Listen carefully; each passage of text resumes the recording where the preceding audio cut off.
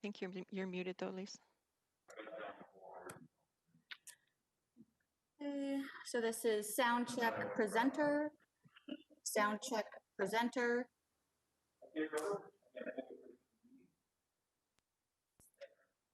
Sound check one clerk. Sound check one clerk. Are we back in pre-meeting, Lisa? Okay.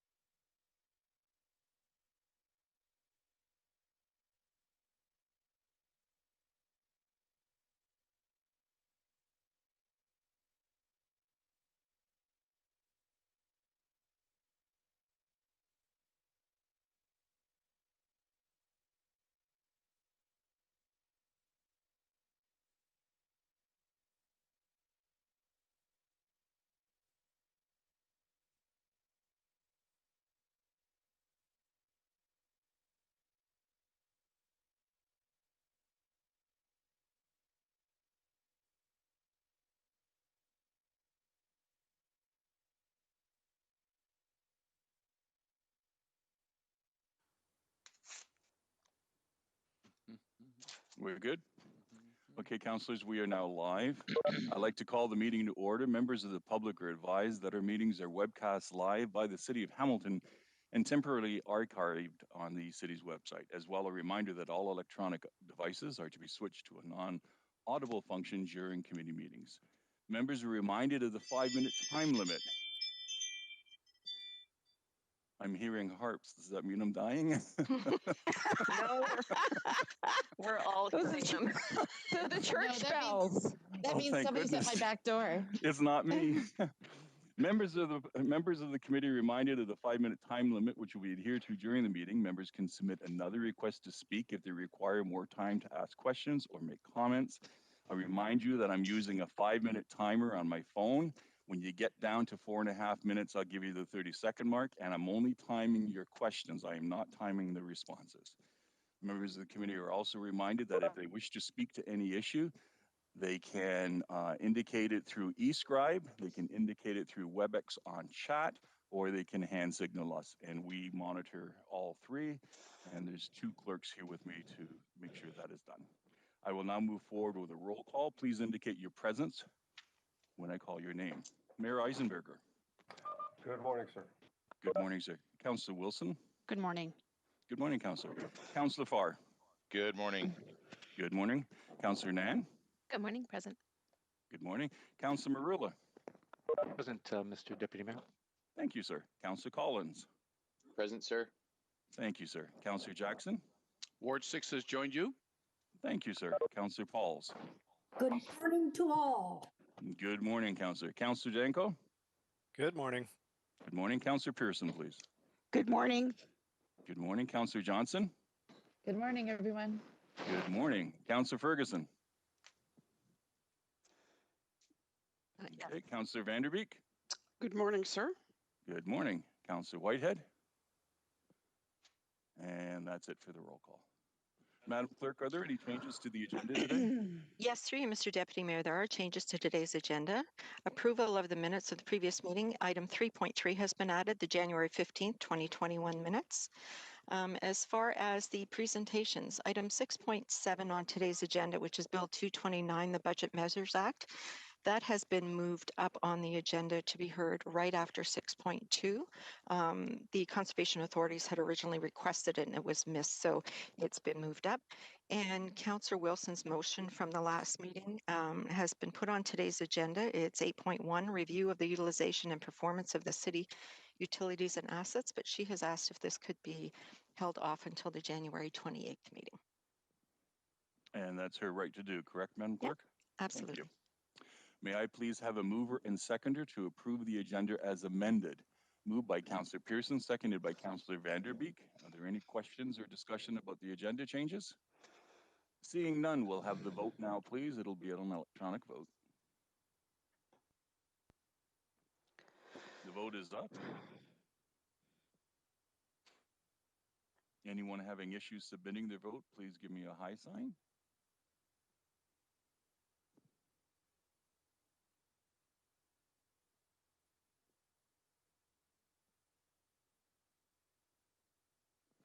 And that vote carries 13 to 0.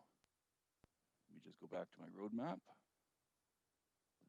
Declarations of interest, members of the committee, are there any declarations of interest this morning? I'm seeing none, thank you. Okay, so we're moving right into presentations. Item 6, sorry, Madam Clerk. Dear Mr. Deputy Mayor, if we could please approve the minutes that are missing from your roadmap. Sorry about that.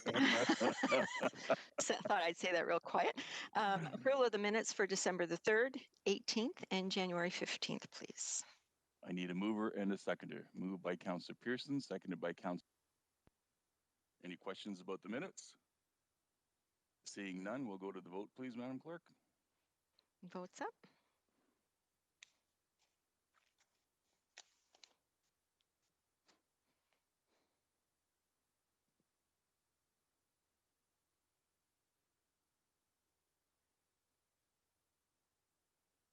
And that vote carried 13-0. Move on to item 6. Absolutely. God bless you. Okay, so item 6.1 is the Hamilton Beach Rescue Unit. Chief Charlie Witherington will provide the presentation for the Hamilton Beach Unit, Beach Rescue Unit. Chief, are you there? Good morning, everyone. Good morning, sir. I'm going to start off with a quick video, if you don't mind. We have no objections at all.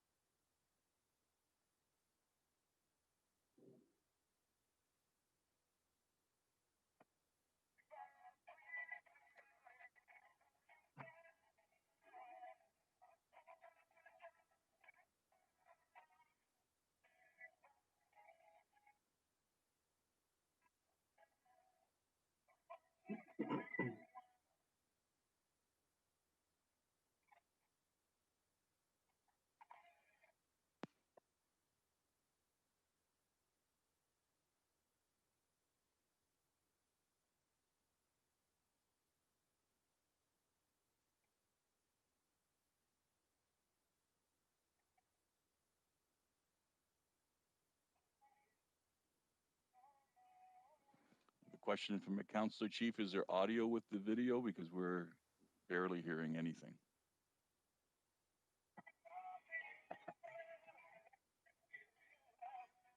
Thank you.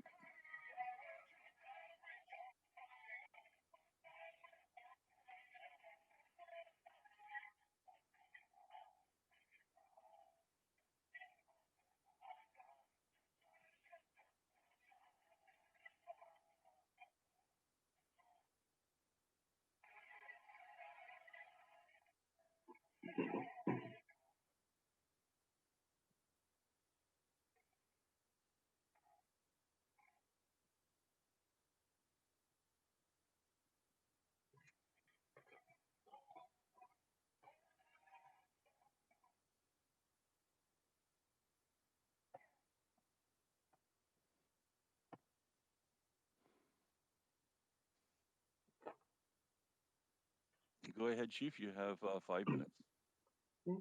Thank you. Good morning, Mr. Mayor, members of council, senior staff. For those of you that don't know me, my name is Charlie Witherington, and I'm chief of the Hamilton Beach Rescue Unit. I've been selected to be your spokesperson today for this presentation. In this year's correspondence, we were allowed to submit a request for 2021 with the ability to increase our funding by approximately 2%. However, we have submitted with a 0% increase. Over the years, the Hamilton Beach Rescue has responded to many emergencies on the water. The summer of 2020 was no exception. Despite the COVID restrictions, boating activity increased significantly, and resulted in a record number of rescue situations. In 2020, we responded to a record 44 situations that required our assistance. That averages out to be just shy of 3 times per week during the summer boating season. On average, our response time was less than 15 minutes. We completed 14 classroom sessions before the lockdown began and 76 on-water training exercises during the summer after we developed our COVID protocols. All totaling, our members committed to over 1,100 volunteer hours. This year's major challenge was the COVID pandemic. In response to the initial lockdown in late March, all of our classroom training sessions and business meetings were immediately suspended. We quickly pivoted to a meeting via video conferencing and developed an infection control protocol so that we could provide safe, effective response for marine emergencies before the summer boating season began. Essentially, we used a team-based cohort for training and emergency response, along with screening symptoms prior to missions and training. Our crew was outfitted with personal protective equipment, and we implemented a pre- and post-mission cleaning and sanitations of our vessels. After a successful trial of our COVID protocols for marine emergencies in the early summer, we were able to commence our on-water training exercises in late July and continue training and certifying our new crew members right through until early December. The rescue unit is normally deployed and activated by the Hamilton Police Marine Unit, Fire Department, EMS, or the Canadian Coast Guard out of Trenton. Also, the lift bridge has notified us of emergencies in the lake, canal, or in the bay. We continue to work with Hamilton Fire Dispatch, which includes our weekly testing of our paging capabilities and interoperative radio communications with the city trunking system. We also have in conjunction with working the Hamilton Fire, we have also increased our ability to communicate with the Hamilton Police Marine Unit via the city trunking radio system. We responded to over 44 situations this summer, a record number for our unit. The following is a brief list of what we provided, we'll provide an overview of the situations ranging anywhere from basic assistance to a boater to matters of life and death. Our calls included rubber dinghies blowing off the shore, the people drifting in the middle of the night on a pink flamingo unicorn, disabled vessels due to engine trouble, running out of fuel, capsized vessels, boat fires, taking on water, sinking, boats running aground, searches for missing people, missing kayakers, overdue vessels,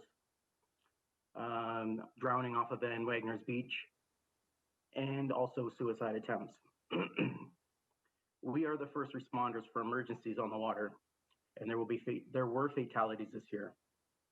So in this time of COVID, it is important to remember that our crews are volunteers and they place themselves at risk in order to care for others. As chief, I am proud of their service and appreciation of their dedication to our community. In my opinion, they are heroes. The Hamilton Beach Rescue Unit has served our community for over 63 years and continue to do so. The beach strip is our neighborhood, and that is where we held our 3rd annual Sink the Ship food drive in December. Chief, you have 30, Chief, I've stopped the clock. You have 30 seconds left. Do you think you'll need more time than that? Because I can ask the committee to extend your time if necessary. Yes, please, if you could. Okay, thank you. Moved by Councillor Collins and seconded by Councillor Johnson. And that will be an electronic vote, so just bear with us, Chief. Okay.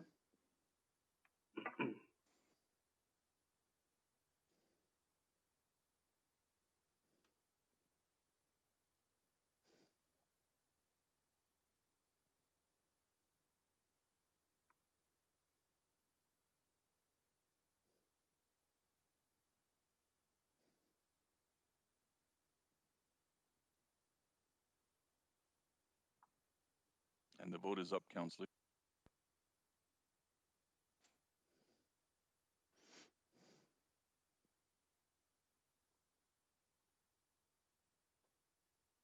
The vote is closed and it carried 14-0. Go ahead, Chief. Thank you.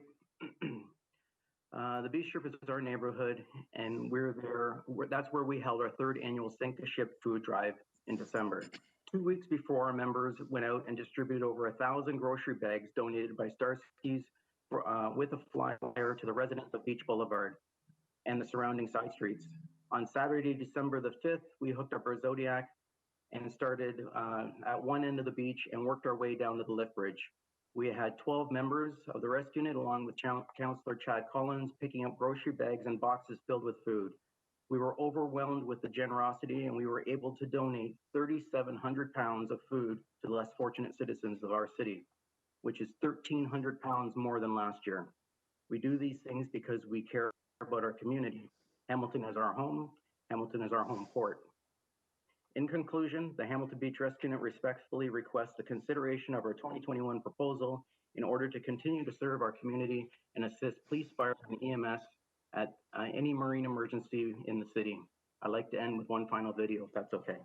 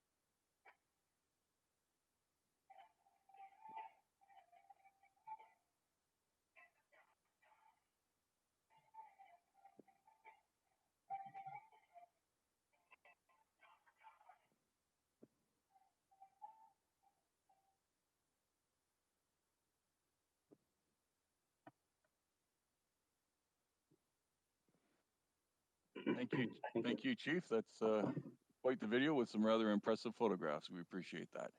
Please Thank hang you in for the there for a extended second. time. No problem.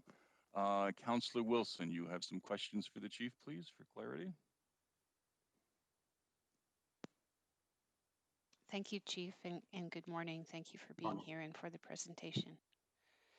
Just for my benefit, please, just 3 questions for you. Could you just explain to me again the relationship between the unit and the HPS Marine unit? Basically, it's a matter we work hand in hand. I would almost look at it as if they require our assistance on the water, same as what they require ours, we require theirs.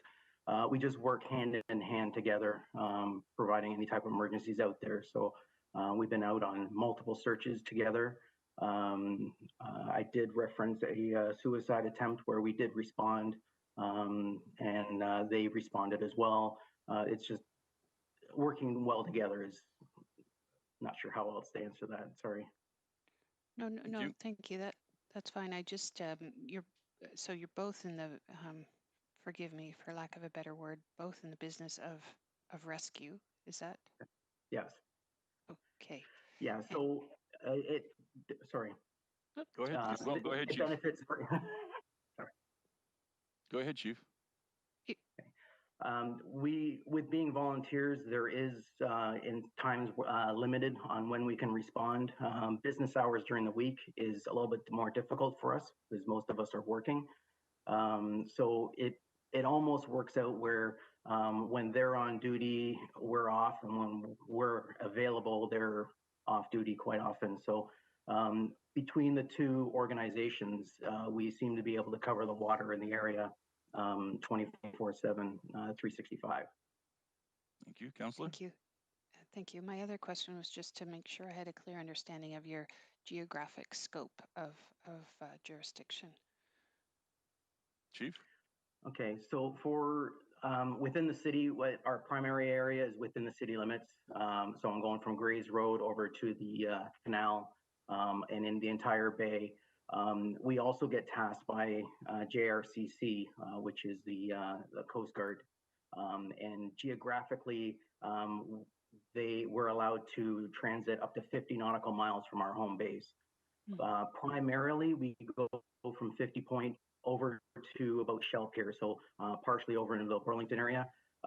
However, when we're dealing with marine emergencies, it so quickly changes jurisdictions and areas on the water. We have been tasked as far as the opening of the Welland Canal, doing searches all the way back into Burlington, along with other units at the same time. So it's such a large geographical area. We do cover a lot of water. Thank you, Chief. You referenced last year there were 44 situations in which you were active. You did mention suicide. Was that one of the 44? And are you seeing an increase in that regretful, sad instances on the water? That was one of our calls. We don't normally get called out for calls like that. I guess it all depends on the timing and circumstances. Usually that is a police matter that they take care of. I don't know what the circumstances were leading up to that. However, we were tasked out for 1 intervention and 1 search. Thank you, Councillor. If I have time for one further question, you also referenced the 76 training sessions. I'm just trying to understand who do you train, and is that a service that people buy from you? I'm just not clear on that. Thank you. The training, I apologize. The training that I was referring to is all our in-house training. We have 3 trainers that are certified and by Canadian Coast Guard Auxiliary, which is overseen by the Canadian Coast Guard. We have 2 primary programs that are very in-depth. And we have 3 in-house instructors. And what it is that we are teaching our own members processes as well as practicing just to get it over, do it over and over again. Thank you very much. I appreciate your time and the answers. helped me a great deal. Thank you, Councillor. Any further questions for the chief? Councillor Collins, please. Thanks. I wanted to thank Chief Witherington for everything they do on the water and in the community. And as he mentioned, the food drive, the third annual food drive, the Sink a Ship, was very successful this year, and our East End Food Bank was very appreciative of the donations, Charlie. Charlie, just one quick question this year. Your hall has been closed for almost the entire year because of the pandemic. And traditionally, your group relies heavily, well, I shouldn't say heavily, your group supplements your revenues with hall rentals and the use of your facility. And I know you've, as I've mentioned in prior years, you've made that facility available to the beach community and neighborhood associations in my office, but you do have private rentals that helps with your budget. And with the closure this year, I'm certain your numbers are well below what they have been in prior years, yet you're here with a 0% increase. I'm just wondering what kind of magic you're working at your end to make that happen. Thank you, Councillor. Chief Witherington. Thank you. I wish I had a beautiful answer to tell you. I really don't know what is happening on the background with our treasurer and our board of directors. They're doing a fabulous job in helping keeping everything up and running, and I put in requests and they say yes or no, and then we carry on with what we've got. So it really helps out quite a bit with being a volunteer organization. Obviously, we don't have wages and that sort of thing. I think part of it may have helped a bit, that the fact that we did not go out until, we didn't go out and do any training on water until July. So our expenses in that sense were down at the beginning and so on. So. Super. Thanks, Charlie. I really appreciate it. And all the best to all the members. Thank you. Thank you. Thank you, Councillor. Any further questions or comments from the committee? Councillor Pauls. Thank you. And thank you for the presentation. I was wondering, the budget and all that, you know, when people do irresponsible things, like you mentioned, saving those people with the flamingo, it was all over the news that they decided to just have a party on this flamingo, and it was the whole story that went with it. Do you charge them for all the expensive, or what happens then? Thank you, Councillor. Chief? No, there is no charge for any of the services that we provide to the city or to the boating community. I believe that the running thing here is that if you start charging people to go out and rescue them and pull them in and that sort of thing, they're going to stop calling. And then we start running into bigger problems. They calling friends to go out and try and help them that may not be equipped to be able to do the job, waiting for other people to show up and help them. So that's not something that we would consider doing. And being part of the Canadian Coast Guard Auxiliary, we're not allowed to charge under that service. Thank you. Councillor. Okay, thank you. Thank you, Councillor. Councillor Nan, please. Good morning, Chief, and thanks for the presentation. Just a couple of quick follow-ups. How many volunteers currently are part of the unit? Currently, we have 27 active members. We have approximately 40, I think we're about 48 members of the organization complete overall. So including our association, who also helps with our fundraising and that sort of stuff when we're able to do that. Excellent. And yes, absolutely. Thank you for the fundraising and food drives, particularly. In terms of the volunteer base, how do residents get to become a volunteer of the rescue unit? Chief? In most cases, it's just a matter of them approaching us. They hear about us through word of mouth, see us out on the water, that sort of thing. We haven't done a lot of drives for volunteers. We seem to have a fairly steady amount of people coming in and inquiring about it and joining up that way. Thank you. Councillor. Thank you. Those were my two questions. Thank you. Thank you. Any further questions or comments from the committee? Seeing none, I need a mover and a seconder to receive the presentation. Moved by Councillor Collins, seconded by Councillor Pauls, and that's an electronic vote. Thank you for your time today, Chief, explaining your budget. We really appreciate it. Very much.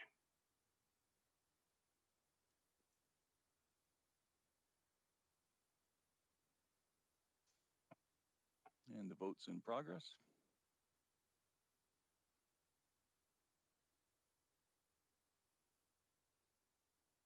Councillor Ferguson, did you get to vote on your, use a thumbs up?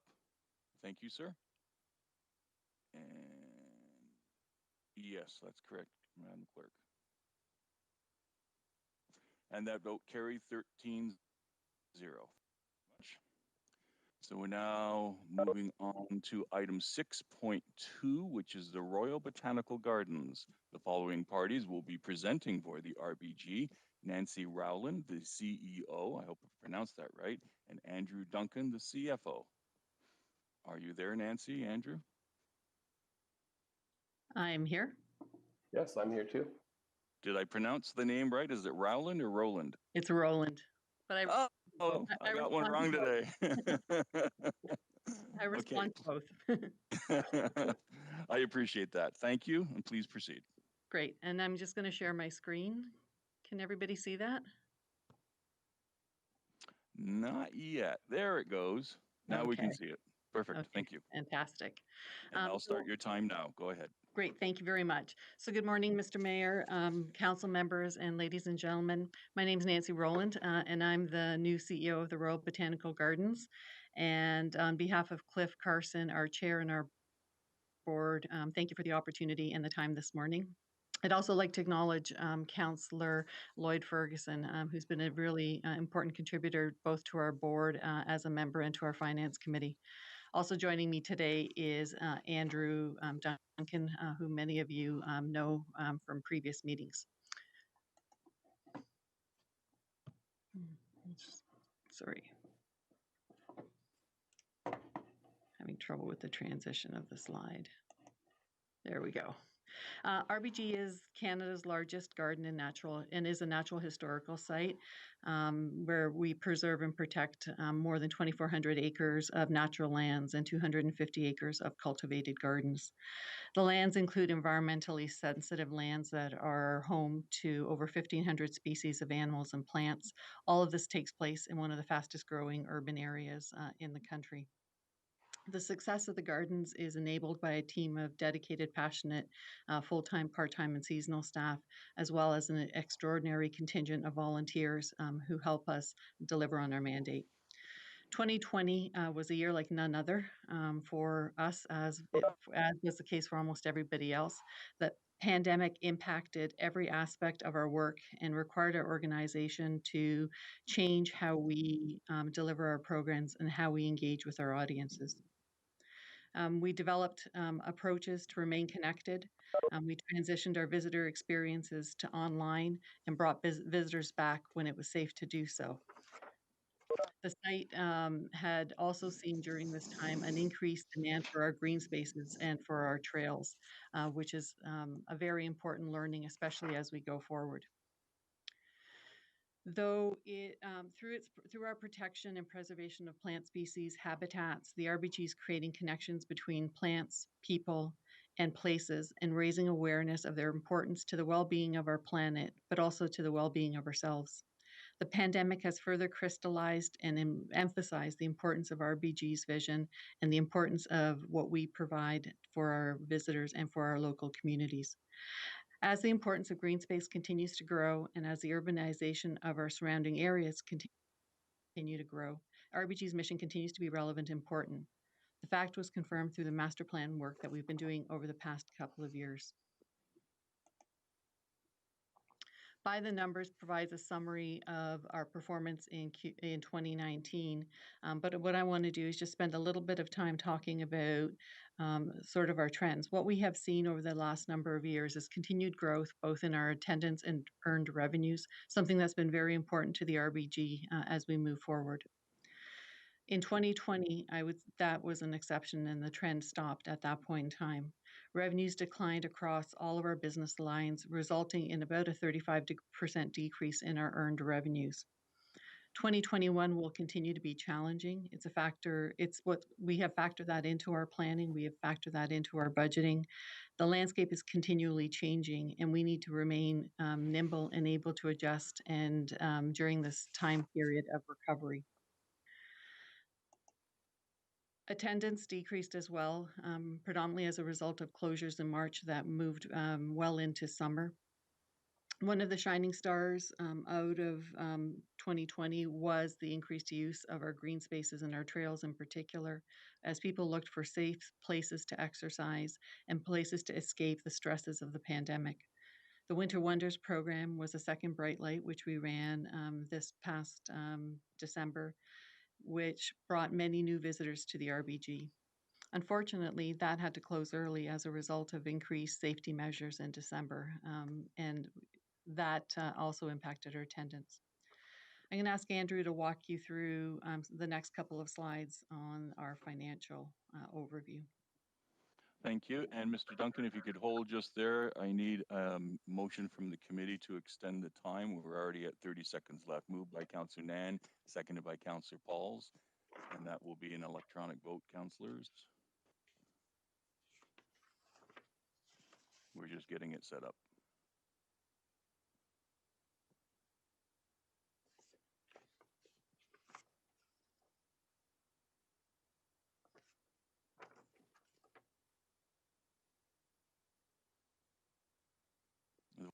Councillors, please let me know if you're having challenges submitting your vote. And I'm trying to scan the Councillor Ferguson. You're voting thumbs up. Thank you, Councillor. Councillor Johnson is voting a thumbs up, Madam Clerk. I'm just scanning the other councillors to see if there's any other issues. That's everything. Thank you. The vote carried 14-0. Mr. Duncan. All right, thank you. Well, first I'd like to welcome Nancy. This is her third week of work. I want to welcome her to the RBG team. She's been thrown right into it with all the stuff that's going on. For sure. As she mentioned, it's I can quickly talk about revenues, and we've been. You can see from this slide how the profile of the revenue has changed a lot, and the biggest change is the reduction in our earned revenue, and we've been able to supplement that with the federal wage subsidy, and it's safe to say that the wage subsidy saved us and allowed us to keep operating as we were. Nancy mentioned that we lost about a third of our earned revenue, which is over $3 million. The wage subsidy covered a lot of that, and we also reduced our expenses by a fair amount as well. The next slide. So here you can see sort of what's happened to certain of the revenue areas. There are some good stories, as Nancy mentioned. Our admissions towards the end of the year, we're picking back up again. Memberships are recovering, but a couple of the business areas like programs, where we've had to cancel most of our programs, including summer camp, which is a really big item, rentals, food and catering, which is all of our weddings, corporate events. For most of the year since March, those have been virtually zero or around 10% of their usual amounts. So that's been significant. So while there are some good stories with the fact that people are still coming to the gardens and are returning, we like to see that, but the revenue story has been a real challenge and will continue to be in 2021. That's Great. Thank you, Andrew. right. So in terms of our guest experience, we've talked about that a fair bit. We've seen a decline, but what we have also seen is that the overall visitor satisfaction with the experience continues to remain really strong at 80%. So that's something that we're quite happy with. In terms of our community development and engagement, when we look at our memberships, the retention rate from our memberships was down in 2020 when compared to 2019 rather. We did implement a hiatus on memberships for 3 months during the summer, allowing existing members to get further benefit from their members, and that's reflected a little bit in that number. But what we did see also is that despite the fact that we lost some of our existing members, we did bring on new members, so that year over year we were relatively stable in that regard. In terms of our commitment to environmental stewardship, we continue to focus on that. It's an important effort in terms of what we do and how we do our work. You will see the green line highlighting our performance in 2020. That also captures the fact that the RBG Center wasn't operating as it would normally have operated during a regular year, and that's reflected in some of those numbers as well.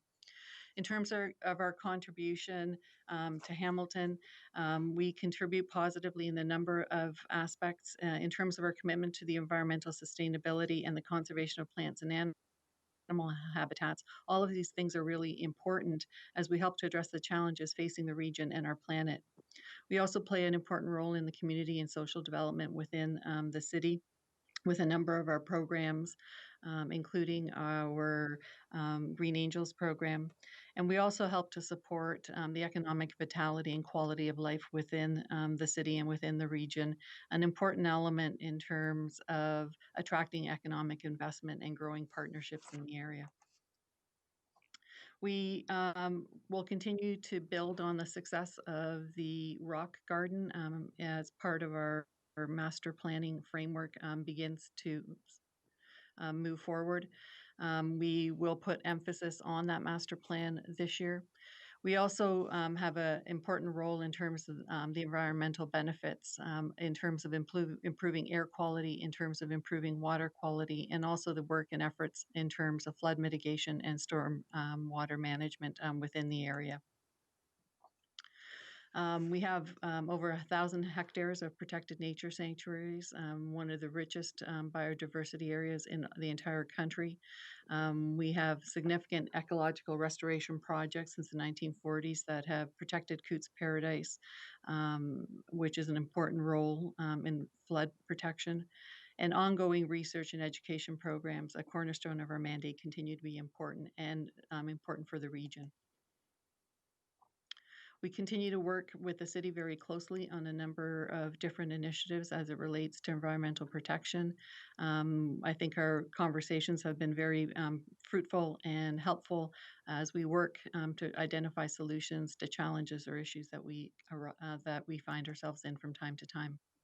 In terms of community development, education and our reach to the education market remains important. We normally have about 20,000 students that visit the RBG. This year, we transitioned our in-person visits successfully to online visits through our RBG at Home program. We had over 196,000 engagements with teachers, parents, and students. We have about, of our 20,625 members, about 50% live in Hamilton. We have volunteers who are in Hamilton, and our Green Angels program supports about just over 1,700 children and families from Hamilton who participate in our programs. We have seen increased use of our trails. As I indicated earlier, we have close to 400,000 visitors who have used the trail system this year, which is triple what we would normally see. We continue to be an important economic activator and partner in the city, very much an important part of our master plan as we go forward. Lots of good connections to both the cultural industries and the creative industries and clean tech conservation projects and research projects. In summary, we're an important strategic public infrastructure for the city of Hamilton. We have positive both economic and social impacts, and we really focus on improving the quality of life for the residents of Hamilton and of our region.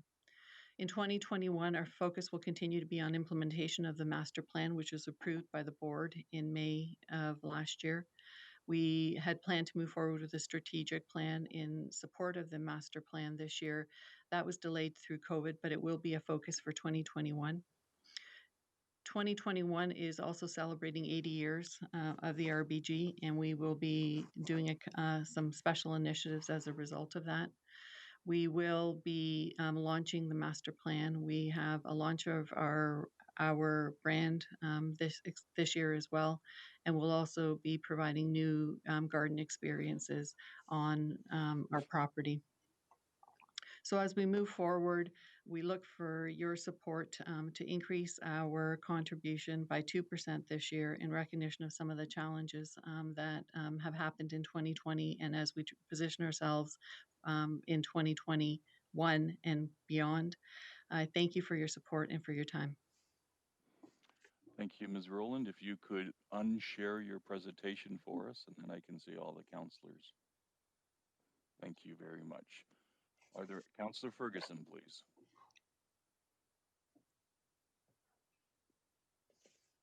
Yeah, thank you, Mr. Chairman. Can you hear me okay? Because my internet connection is not working very well today. I hear you very well, sir. Please proceed. Okay, great. And so Nancy, thank you for your presentation. As members of council know, and as you said at the start of your presentation, I represent Hamilton City Council on the RBG board. And I'd like to officially, on behalf of the city, welcome you to your new position. Nancy's only been in her job for 19 days, and I haven't met her yet. Can you turn your camera on, Nancy, so we can all meet you? Okay, I'm sorry. I thought it was on. No, it's not on. Is it on now? Can you see it, Mr. Chair? Because I can't. No, I cannot.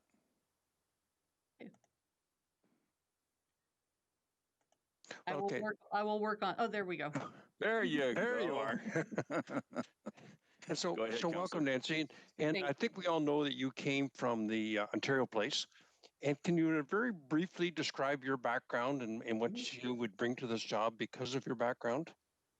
Yeah, a lot of my background has been in connecting audiences to experiences.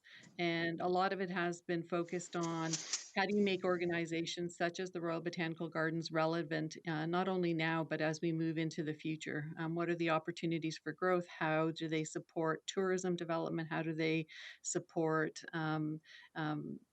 places and spaces where people can connect, whether that happens to be in nature, in our case, in science when I was at the Science Centre, or with arts and culture, and most recently in my time at Ontario Place. So you were the CEO of Ontario Place, were you not? Correct. Yeah. Yeah, okay. I just want to give a little bit of your background because you bring a wealth of experience. I know the board was very pleased that you took a position replacing Mark Runciman after 35 years of service. So you got tough shoes to fill, but I'm sure you'll do great. And the board was very impressed with your background. And I also want to recognize Matt Carson, who's the chairman of the board. I guess he can't be here today, but I'm sure he's watching, and the great leadership that he shows to our board. The highlight, as Nancy said, was our 25-year master plan. I worked on that for a long, long, long time, but it was ultimately approved by the board last summer.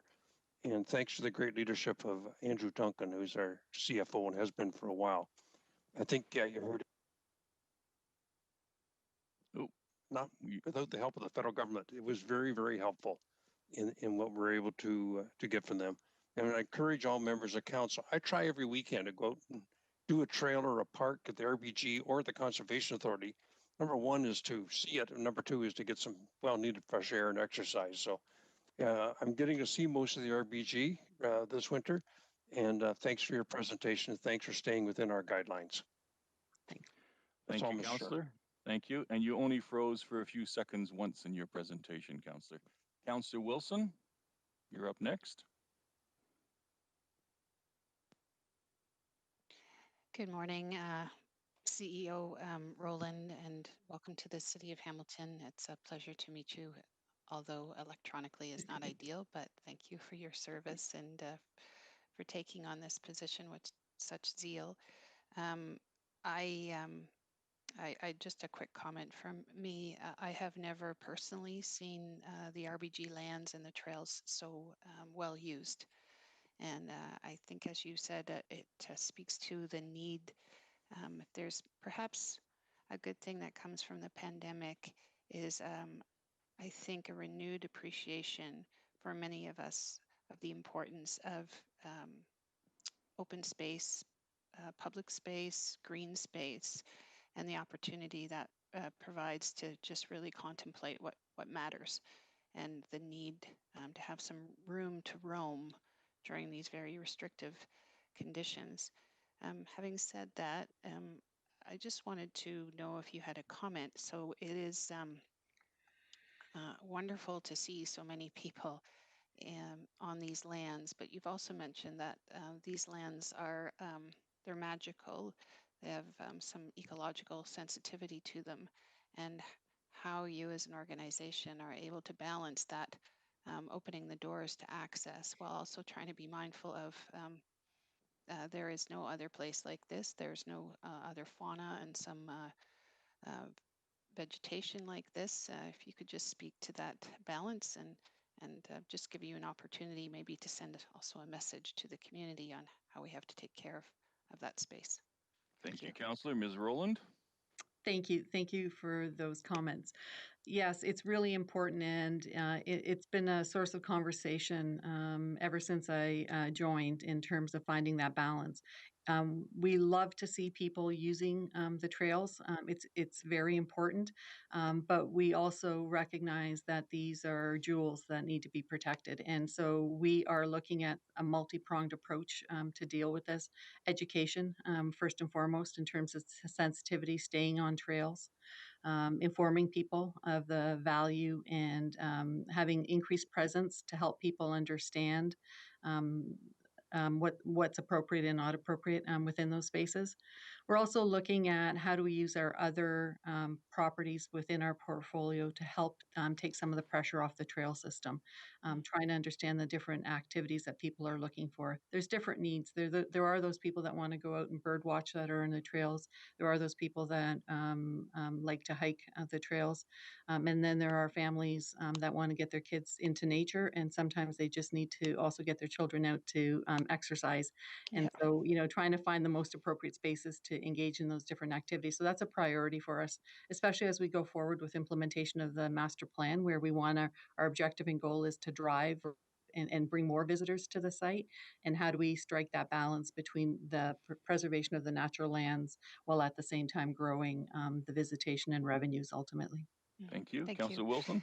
And just one further comment. I must say, again, within the context of pandemic, but onward, the importance of enabling families and children who, due to economic reasons and also where they live in the city and the paucity of green space around them, that ability to get that, to have that experience, and to let them understand that this space can also be accessed by them, for them, and their future opportunities, perhaps in championing and studying science, biology, ecology, things of that sort. So I'm really pleased to that you're continuing with that program. Thank you very much. Absolutely. Thank you, Councillor. The next speaker is Councillor Tom Jackson. Thanks, Deputy Mayor Clark. CEO Roland, welcome to Hamilton. Congratulations on your new appointment, and all the very best. Could you convey, at least on my behalf, to the outgoing CEO, Mr. Runciman, who faithfully served the RBG and appeared before council over the many years that he had that position. And when you get a ringing endorsement from our liaison and our appointee, Councillor Ferguson, as you had this morning, that goes a long way for me as well. So congratulations, CEO Roland, on your position. Two questions, if I might. I've always been, for the RBG and other agencies, organizations, I've always been a big promoter of memberships, whether it was the traditional old-fashioned membership card or in this digital world we live in digitally. So I listened carefully, and I heard that memberships or renewal of memberships are down, CEO Roland, fully understandable during the pandemic. I wonder if there's been any outreach to the 21,000 plus members that you listed from a year ago. And just to ensure that it's just a matter of the pandemic, CEO, and they're more than eager to renew memberships when hopefully things return to normal, or if there might be some other things at play. Through you, Deputy Mayor Clark, please. Thank you. Ms. Roland? Yes, the memberships are extremely important, and we are working diligently to remain connected to our existing members and to continue to grow our membership, to convey the value that the membership provides to people. And we see that as one of our important strategies going forward in terms of growth, because we see there's a life evolution in that membership community. It's that connection that can create lifelong connections. And so that's really important to nurture that relationship. So absolutely a priority for us. Great to hear, Nancy. And again, I've always felt membership brings a pride of ownership as well to where the member belongs. Secondly, just quickly, through yourself and Councillor Ferguson as our appointee, wherever the ministry goes with Shadow Creek, Coots Paradise, can I just get an assurance and a reassurance that working together with the city in collaboration, in communication reciprocally, that we will do whatever we can together to fix whatever we need to with Shadow Creek and Coots Paradise. Through you, Deputy Mayor Clark, just for a succinct, quick answer from the CEO, please. Thank you, Councillor. Ms. Rowland, please. Absolutely. We've already had that conversation, the importance of working together on this issue. Thank you very much, Nancy. Thanks, Deputy Mayor Clark. My pleasure, Councillor. Thank you. Any further speakers? Councillor Nan, please. Thank you. Through you, Deputy Mayor. Also, welcome and good morning, CEO Roland. Quick question regarding your observations in 2020 in terms of those first-time attendees to RBG and whether you had a sense of where they've come from. So one of the concerns earlier in the pandemic was regional travel, folks moving from their congregated areas and urban dense areas, seeking some green space refuge, and absolutely the RBG is that. My family continues its membership, and it has been a critical part of our health and well-being during this pandemic, and really important for my daughter's outdoor education. But for those who had the opportunity to come visit RBG for the first time during the pandemic, any sense of folks coming from a radial perspective? Mm-hmm. Thank you, Councillor. Ms. Rowland, please. Yeah, there's different types of behaviors. Absolutely, people in search of green space where they don't have access to green space. Not just limited to our region. People come from other places. I think Winter Wonders was different in that Winter Wonders drove a lot of that first-time visitation from further away. We were at a period of time when people traditionally look at holiday events and celebrations, places they take their families, children in particular. And this year there weren't a lot of options. There were some drive-in options. We had one of the few walk-through options. And so that did see people coming in from other areas. The good thing is that all the appropriate safety precautions were taken into account in terms of physical distancing. The event was very successful, and so we did see numbers grow higher than what we had anticipated. And the organization moved really, really quickly to implement time tickets as a way of managing that and still creating that safe environment for people to gather. Programs such as that and the use that we're seeing in the trails right through the fall and winter is starting to not only change where people go, but it's also starting to change winter activities and fall activities where people are more prone to get out into nature. And that's a trend that we've seen come through the pandemic. We're hoping that we can grow that trend year round, because I think that's going to be important for our future. Excellent. Yes, absolutely. And through observation, participating in the Winter Wonders, absolutely excellent precautions in place. And yeah, it was the most smoothest run event that I participated in during the pandemic that gave me such a sense of surety in terms of the precautions that were in place. So kudos to everybody at the RBG for doing a wonderful job of keeping everybody safe and participating in Winter Wonders. Thank you. Thank you. Thank you, Councillor. Are there any further speakers? Seeing none, thank you very much, Ms. Rowland, for coming in and presenting. Thank you, Mr. Duncan. Ms. Rowland, I have to give you kudos for 18 days on the job, and you're making this large presentation. Well done. Thank you very much. It's 11 days, but thank you. I appreciate it. Oh my gosh, Have a that's great even day. worse, right? Okay, Bye. councillors, I need a mover and a seconder to receive the presentation. So it would be moved by Councillor Ferguson and seconded by Councillor Wilson. Thank you. And it's electronic vote. It'll be up in a moment. The vote is up.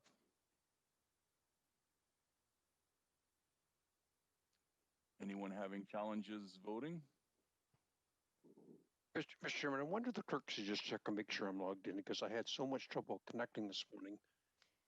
Maybe I wasn't logged in because I'm getting no votes up. Here, Mr. Deputy Mayor. Yes, Councillor Ferguson, you are logged in. You may have to hit F5. If that's not working, it may be your connection, and you can just give us a thumbs up. We'll keep an extra eye on you. So I'll give you a thumbs up for now, then I'll hit F5. Thank you. Thank you, Councillor. We appreciate that.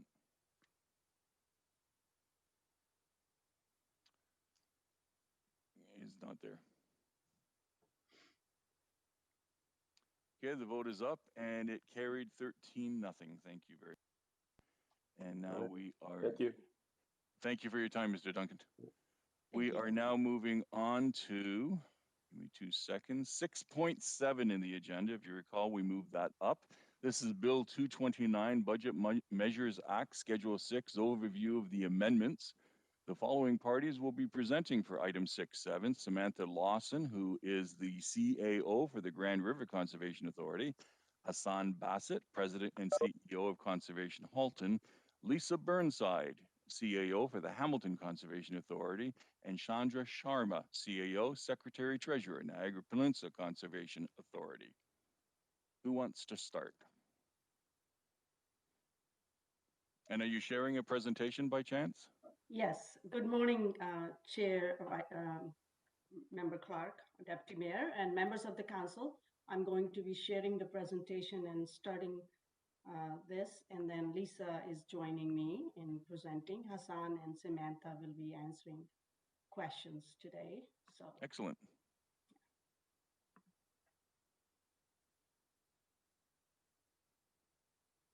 Can everybody see my screen now? Yes, we can. Okay, thank you. Can you go to the slide presentation? Because we're seeing kind of a small, that's better. Maybe.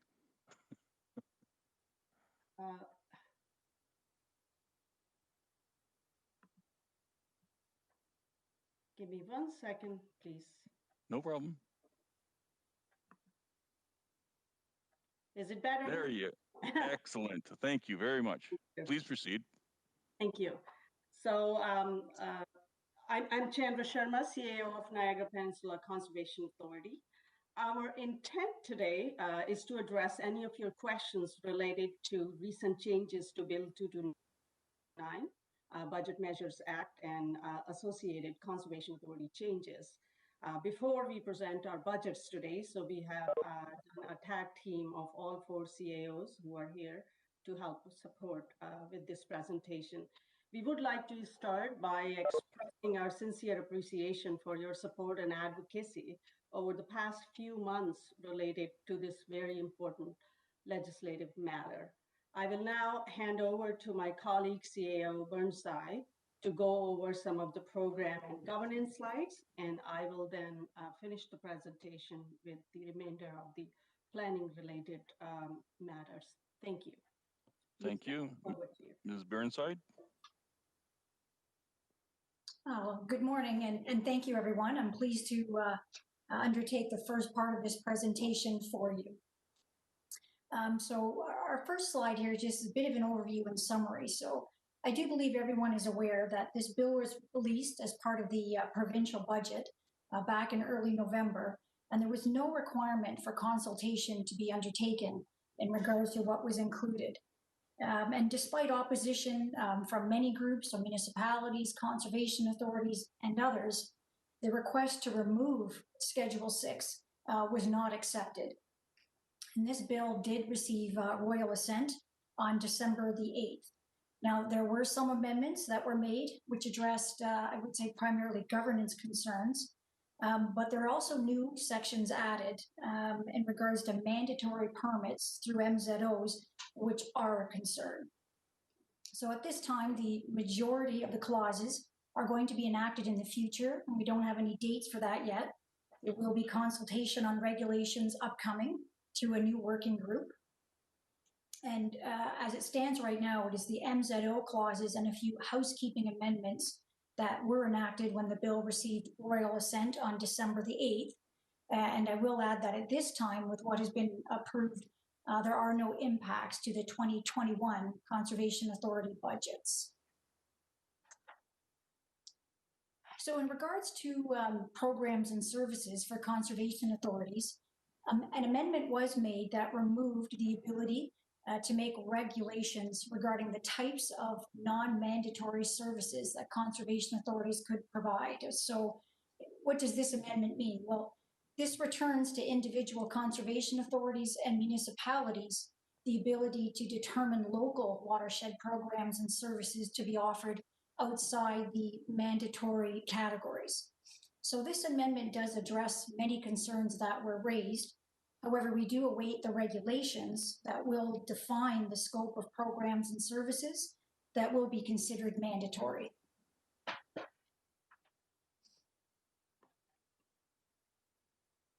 Now, in terms of governance, there were several amendments that were made which address many concerns that were raised, and that is with some fine print that's assuming exceptions are granted where they are noted.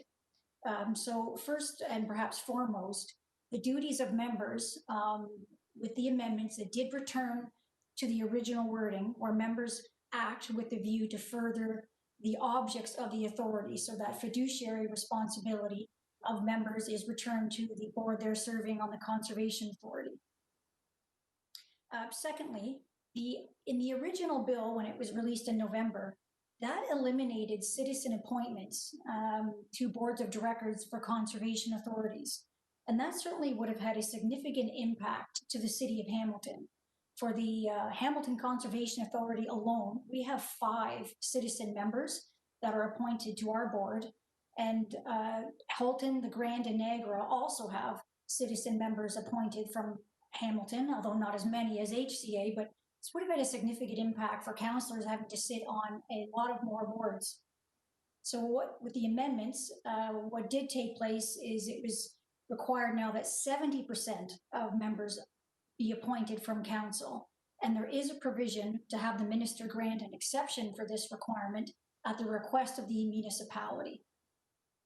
Related to this, there was also a replacement of the term municipal councillors with members of councillor. So this permits mayors to be included on boards, which does happen. Ms. Burnside, if you could hold it just for 1 second there, I need a motion to extend your time. It's moved by Councillor Ferguson and seconded by Councillor Vanderbeek. And that's an electronic vote, so just give us a couple of minutes to go through this formality. The vote is up, Councillor. Councillor Ferguson, thank you, it's a thumbs up. And I'm trying to see if there's anyone else. Thumbs up from Councillor Farr. Councillor Pauls, did you get the vote? Thumbs up from Councillor Pauls. Councillor Marula, he's giving me thumbs up. That should be everyone, Madam Clerk. And that vote carried 13-0. Please proceed, Ms. Thank you, Deputy Mayor. The final point on this slide related to governance is related to the agricultural representative. So in Bill 229, a new board member can be appointed at the direction of the minister for an agricultural representative. The amendments that passed with this bill in its final form is that there's some restrictions on their voting, and that this agricultural rep cannot vote on enlarging, amalgamating, or dissolving an authority or on any budgetary matter. And the final provisions that were amended in regards to governance is that the provision was added to allow the minister to grant an exception to the requirement to rotate the chair and vice chair amongst participating municipalities. That was new, to have this rotation, this defined rotation. And this amendment is important, particularly to Hamilton Conservation Authority, as we only have one member from another participating municipality. And this would have meant that that one member would have had to have been the chair or vice chair with no election process in perpetuity. That would have been a major change. So we're very pleased to see this with this exception being permitted. And finally, there was also an amendment that an exception could be granted for the appointment of for the chair and vice chair, that they could have longer than a one-year term, and there can be an exception for up to a two-year term. For these exceptions, it's either the Conservation Authority request these exceptions, and I would say these do address the concerns that were raised. Thank you, Lisa Burnside. I will now speak to some of the amendments related to CA role in planning, permitting, compliance, and enforcement. There was an unproclaimed provision in the CA Act, Section 30, related to stop work orders. This was related to violations of CA permits and other illegal activity across the watersheds. This provision was initially repealed by Bill 229, limiting the tools available to conservation authorities or officers to deal with contraventions of the Act in a timely manner, and making conservation authority more dependent on the provincial code process to deal with violations. We achieved partial success here in retaining the clause that will enable us to issue stop work orders. However, two new conditions have been added around this issue. So the first one is the person doing the illegal activity can appeal the CA stop work order. And secondly, the new warrantless entry clauses, it changes the circumstances when an entry to land may be exercised by a conservation authority officer. So for instance, there's no provision for the officer to bring an expert for the purpose of inspecting the damage on site. The changes related to ministerial zoning order are new. They were introduced during the amendments by standing committee. There is a requirement for the conservation authority to issue a permit if a zoning order has been issued outside the green belt. Conservation authorities can apply conditions to the permit, but cannot refuse the permit, and the conditions cannot conflict with the content of the ministerial zoning order. The applicant can still go through the appeal process if they do not like conditions attached to the permit of the conservation authority. Additionally, this requires conservation authority and potentially the municipality to enter into agreement with the developer to compensate for ecological impacts and any other impact that may result from development of that project. Now, the changes to the related to the zoning order have come into effect immediately on December 8th when this was approved.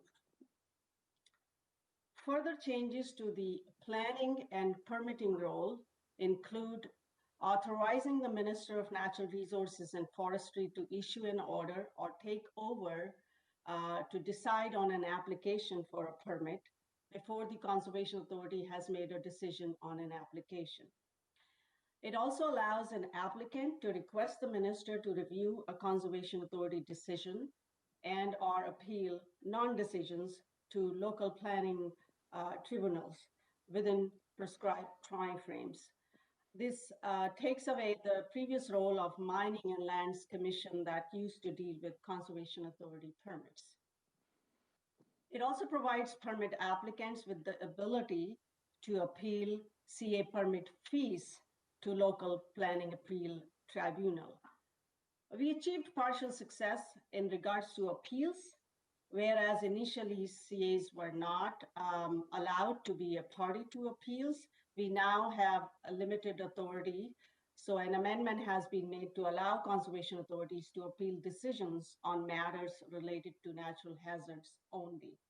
We have also been allowed to appeal some decisions related to our own lands where CAs are landowners. There are still some unknowns in this area that we hope to address during the development of regulations. So in terms of next steps, a working group has now been established, as you are aware, under the leadership of our colleague Hassan Bassett. Consultation will happen in two phases. Phase one will include mandatory program and services of the conservation authorities, and this will provide us much needed guidance to go ahead and work on the other non-mandatory programs and services and work with our municipal partners in defining those and addressing any concerns in time for the next round of budgets. Section 28 regulations about permitting and compliance, all of those are going to be dealt with during phase one. Regulations for advisory boards, and these are not CA boards, these are public advisory bodies that some conservation authorities have. Like for NPCA, we have a public advisory committee, it's called the PAC. We will have some further guidance on who sits on those boards and what their roles might be. We're also anticipating clarity on transition periods for CA and municipalities to enter into agreements based on non-mandatory watershed programs, clarity and mandatory program clarity in phase one.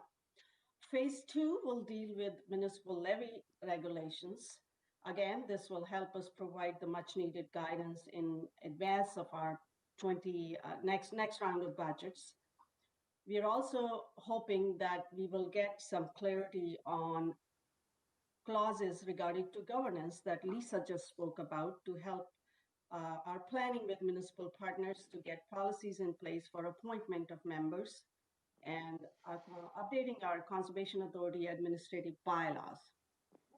Phase two will also deal with any other regulatory matters that may not be addressed during phase one. So with that, this is the end of our presentations. Thanks for your time. We will now, all four of us will be able to address any of your questions. Thank you. Thank you very much, Ms. Sharma. Our first speaker is Councillor Brenda Johnson, serving as the chair of the Niagara Peninsula Conservation Authority. Councillor, you have 5 minutes. And thank you very much. And is it okay if we take down the, I guess it doesn't matter. So my question actually, and I don't know if anybody knows Councillor, Councillor, if you're going to just hold on, it would be helpful, Ms. Sharma, if you could take it down, because on my screen, I really can't see all the participants in the meeting. Sorry. No worries. Yeah. Is it better? There we go. Perfect. Thank you very much. Go ahead, Councillor. Sorry for the interruption. You have 5 minutes. No worries. And I will be introducing Chandra at the NPCA presentation. So Chandra, through you, Mr. Chair, does anybody have any idea when these changes will take effect? There doesn't seem to be a timeline. It doesn't seem to say at the end of this term, it's as soon as possible. Does anybody have a time frame? Who'd like to tackle that? I Go ahead. To direct that to Hassan. Thank you. Mr. Bassett, please. Thank you, Deputy Mayor Clark, through you. So Councillor, we are going to be finalizing a work plan, as this working group meets, but I can tell you that the plan is to have, from the ministry anyway, to have some of the changes implemented for the start of 2022. Not all of them, perhaps, but most of them. But as you'll recall from the presentation from Chandra, there's also a transition period regulation that will be enacted. So we still have to see how it'll work, but the goal or the deadline that we've been asked to work towards is to have these be enacted for January of next year. Thank you. Okay, thank you. That's very helpful through you, Deputy Mayor. And maybe you can also, Hassan, answer this one for me as well. We have 12 citizen appointees on the NPCA. So that's why that question was very important for us, because everybody is sitting there looking at each other wondering when the grenade's going to go off. So Hassan, my next question is, and the big elephant in the room, there are no representatives from the Fruit Belt District, from the outer GTA area, meaning Hamilton and Haldeman and Niagara.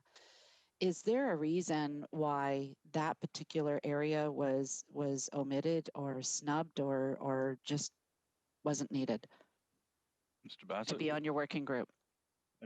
Thank you again through you, Mr. Chair. Councillor, I can offer you a little bit my perspective on it, which is, in my opinion, it was not a snub at all. I think, the minister was trying to look at the overall number of people that would go on this working group. I know there was a strong desire to balance out. There's several things to balance out because CAs work across the province. And so there's the geographic distribution.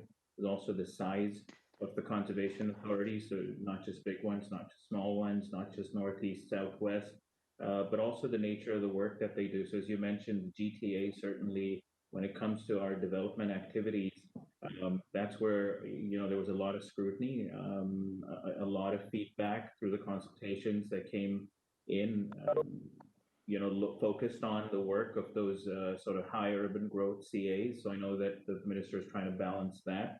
And in the end, I think he picked the CAs that he thought, could address most of the problems. But having said that, a lot of what the working group will be looking at in terms of draft, regulations, they'll be released in the form of public consultation guidelines, and all of the regulations will be reflected in those guidelines that will be posted for, it's my understanding, a 60-day public comment period. So this working group will not be doing anything, that will be exclusive without public input. The four of us here, we feel we represent the city of Hamilton. Two of us are on this working group. So is Conservation Ontario, and it's my expectation that Conservation Ontario will lead, as they always do traditionally, the gathering of requirements and comments and share those back with the ministry.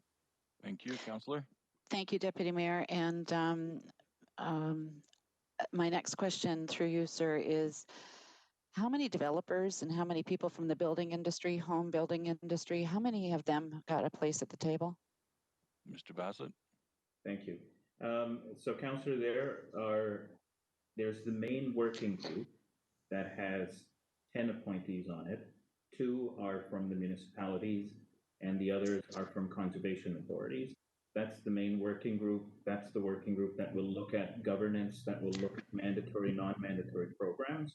There's then a companion group, if I can call it that, which will take part for just the early part of the engagement for this working group. And that subgroup, if I can call it that, I guess, will focus on the Section 28 regulations. And that group then brings in 3 developers. It brings in a representative from the agriculture community. It brings in a municipal planning representative as well. So we have 3 in a group of 14, but those 3 will drop after 2 or 3 months once the Section 28 regulations that deal with planning and permitting are dealt with and posted for public comment. After that, the core group continues to work on everything else, and that group has no developers on it. It's only municipalities and conservation authorities. Okay, thank you. And I just want to put a note in here, folks. Hamilton has 4 conservation authorities, and the NPCA has actually 14 municipalities involved. So it just seems remiss that the entire Fruit Belt District, from Burlington all the way over to Niagara Falls, there is no one at the table, and I have some concerns about that. I recognize the fact that we need to keep boards on a smaller size, but at the same time, it's very concerning that neither Hamilton nor Niagara is at the table. So those are my comments. Thank you very much, everyone, for attending today. Thank you, Councillor Johnson. The next speaker is Councillor Wilson, please. Please turn on your microphone. Thank you very much. Thank you for that very valuable overview. I appreciate it. I was just wondering if you could go back to slide 6. I don't know if you need to put it up, but I just made a note in my book. On that slide, I was wondering if you could unpack the implications of, you said that there was no provision to enable an officer to be accompanied by an expert to assess the damage on the site. Could you unpack the practice that has been used to date prior to this, and what, in the absence of having an expert on site to do such an assessment, if you could speak to the implications that might hold for us at LPAT in the absence of that documented insight. Thank you. Thank you. Mr. Bassett or Ms. Burnside? Someone go. Do you want me to take it, or would you like to take it? No, please, by all means, Chandra. I think better put that Ms. Sharma, you drew the last straw there. Go ahead. Thank you. Through you, Deputy Mayor Clark. There is a long answer and short answer to this. Basically, what it's doing is our officers will still be allowed to enter the site to issue a stop work order. But that doesn't mean that at the time of issuing that stop work order, you can have an expert with you or any other person with you to see what illegal activity had happened on site or what the extent of that damage is. So basically, you can issue a stop work order and go back. And then there'll be a process unfolding, which takes several months, sometimes years. Well, years is a long shot, but it takes quite a bit of time for us to get a proper entry to the site to assess the damage and decide what kind of action a conservation authority will take against that violation. And when it ends up in the court, that evidence is very important. So basically what you're doing is, when that violation happened, whether it was a disobeyance of the permit or filling of a wetland or cutting, a mature forest, basically at that point, when you're ordering a stop work order, you cannot do any assessment of the damages. This is what it really means. Thank you. Councillor? Yeah, try not to be one for hyperbole, but that's just outstandingly bad and outrageous and alarming. I can also, go ahead, please. I just wanted to No, add. it's okay. I stopped the speaker's time, so go ahead, Ms. Sharma. Okay, I just wanted to add that Hassan is there, and we will be, and Conservation Ontario is there. Section 28 regulations will be an important aspect of the work that this committee will take. And these are the kind of things conservation authorities have been asking for a stronger role when it comes to compliance and enforcement. This was a provision made during the previous review of the Conservation Authority Act. We will make sure that during the regulation development process, we can address some of these nuances, I would say, or technicalities in dealing with these things. Thank you. Thank you. Respectfully, I would say there's nothing nuanced, though, about this sledgehammer. It's really, I'm just outraged by it. Just for my edification as well, through you, Deputy Mayor, I take it because it's private property. There's no way to discern. You have to go through the paperwork. It takes you many weeks, maybe months to get back on the site with an expert in hand. There's no ability for the Conservation Authority and therefore the public to determine if there has been subsequent work done and the damage tried to be mitigated or changed or anything of that nature. Could you clarify that for me, please? Thank you. Thank you. Deputy Ms. Go ahead, Ms. Thank you. Sharma. Through you, Deputy Mayor Clark, you are correct in saying that and in your assessment. However, I would say that I think it was a partial success in a way that we can now go in and issue a stop work order, but because before we could see a wetland being filled in front of our eyes and we would stand there and we can only tell them not to do it. There was no instrument or something in our hand to legally stop the work. Or we have to go to our municipal partners and their bylaw officers and ask them to do it. And you know, depending on what's going on in a municipality on a given day, there is so much, you know, they are busy, and we've seen a lot of damage happen in that time. So that's why this provision was originally added, and when it was taken out, when Bill 229 was introduced in November, we were really concerned about it. So I'm pleased that at least we have one tool that we can use to minimize damage. I'll leave it at that. Thank you, Councillor. Yep, thank you. You don't have to be a champion of the environment to recognize that the usefulness, actually critical role of, in this case, for instance, wetlands play in, they serve as carbon sinks in capturing that carbon. Ontario has lost over 90% of our wetlands over time. This is just short-sighted and damaging to not only our ecological future, but to the overall efforts to try and address what we know is here clear and present danger in climate change, and it's just bad for the economy. Thank you very much for your time. Thank you, Councillor. The next speaker is Councillor Tom Jackson, please. Thanks, Deputy Mayor Clark. And first of all, I want to applaud the 4 CAOs. I love seeing our 4 companion bring CAOs on behalf of the conservation authorities in unison, working together for this common cause. So I commend CAO Sharma. Good to see you again, CAO Sharma. Remember you from last year. And of course, our well-respected, beloved CAO Burnside from Hamilton, CAO Bassett, and CAO Lawson as well. If I could direct these to the CAO that I'm most familiar with and honored to serve on our CA Conservation Authority Board, Deputy Mayor Clark, CAO Burnside.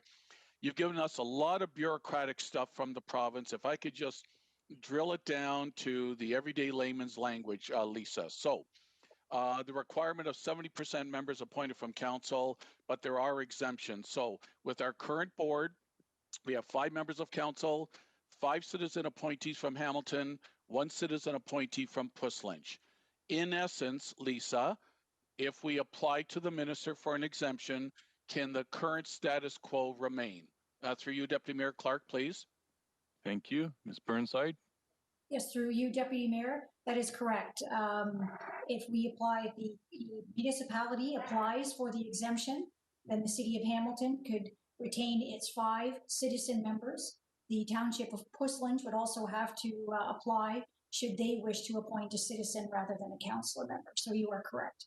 Excellent, good. Let's get that. Well, I'm speaking just for myself amongst the 11 at our HCA in the future and to Chairman Ferguson, but let's get that application in ASAP. Secondly, following further, Lisa, for clarification, the rotating of chairs. We currently have Councillor Ferguson, Vice Chair Mokyo. Can again that status quo continue indefinitely in the future if we apply for another exemption? Through you, Deputy Mayor Clark. Thank you. Ms. Burnside.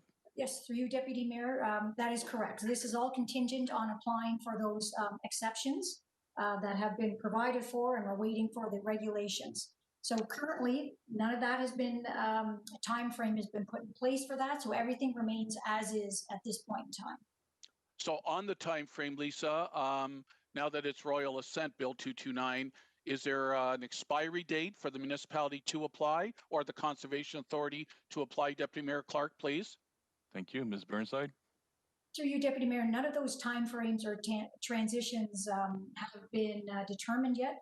Those details will all follow, and certainly that'll be something we carefully track so that these exceptions can be applied for immediately and in a timely fashion, so that we can, hopefully they can be permitted. Great, great. And last question, Lisa. So it sounds like through Bill 229, the Minister of Conservation Environment Parks, it sounds like that minister wants greater oversight, wants greater control, the authority to intervene more, especially on development permits. Is that a fairly accurate interpretation through you, Deputy Mayor Clark? Thank you. Ms. Burnside? Yes, through you, Deputy Mayor. I mean, there's certainly provisions have been put in place through new mandatory permits from the NZOs that you heard CAO Chandra discuss. And also, we didn't really cover the legislative changes that remain that didn't change at all. And that does authorize the Minister of MNRF to take over and decide on applications and all the new appeal mechanisms through LPAT or the Minister. So certainly there is, pressures here for permits to be issued outside of the conservation authorities themselves.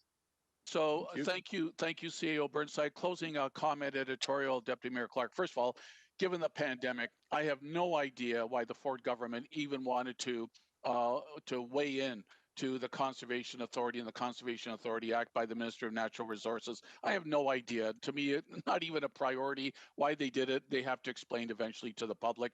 And secondly, this strikes me, Deputy Mayor Clark, as there may have been, my sources tell me, some problems in other remote conservation areas of our province, maybe in the north, the eastern townships, whatever.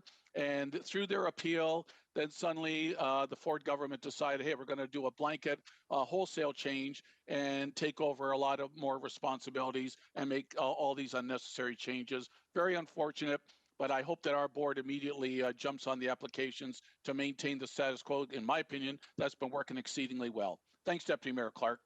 Thank you, Councillor, and well within your time frame. Our next speaker is Councillor Lloyd Ferguson, who actually happens to be the chair of the Hamilton Conservation Authority. Councillor? Yeah, thank you, Mr. Chairman. And let me just open up by advising, certainly at the Hamilton Conservation Authority, and Lisa will have that one of her slides. She's going to have a pie chart on the funding sources. Well, the province swatted us with a baseball bat and made all these wholesale changes. They fund us by 2%. And it's unconscionable they've done that. And they clearly didn't understand, certainly the Hamilton Conservation Authority, that 97% of our watershed is from the city of Hamilton. The balance is from pushlands, 2% is from pushlands. That they would result in the representative from pushlands holding the position of chair or vice chair forever. And well, funding is by 2%.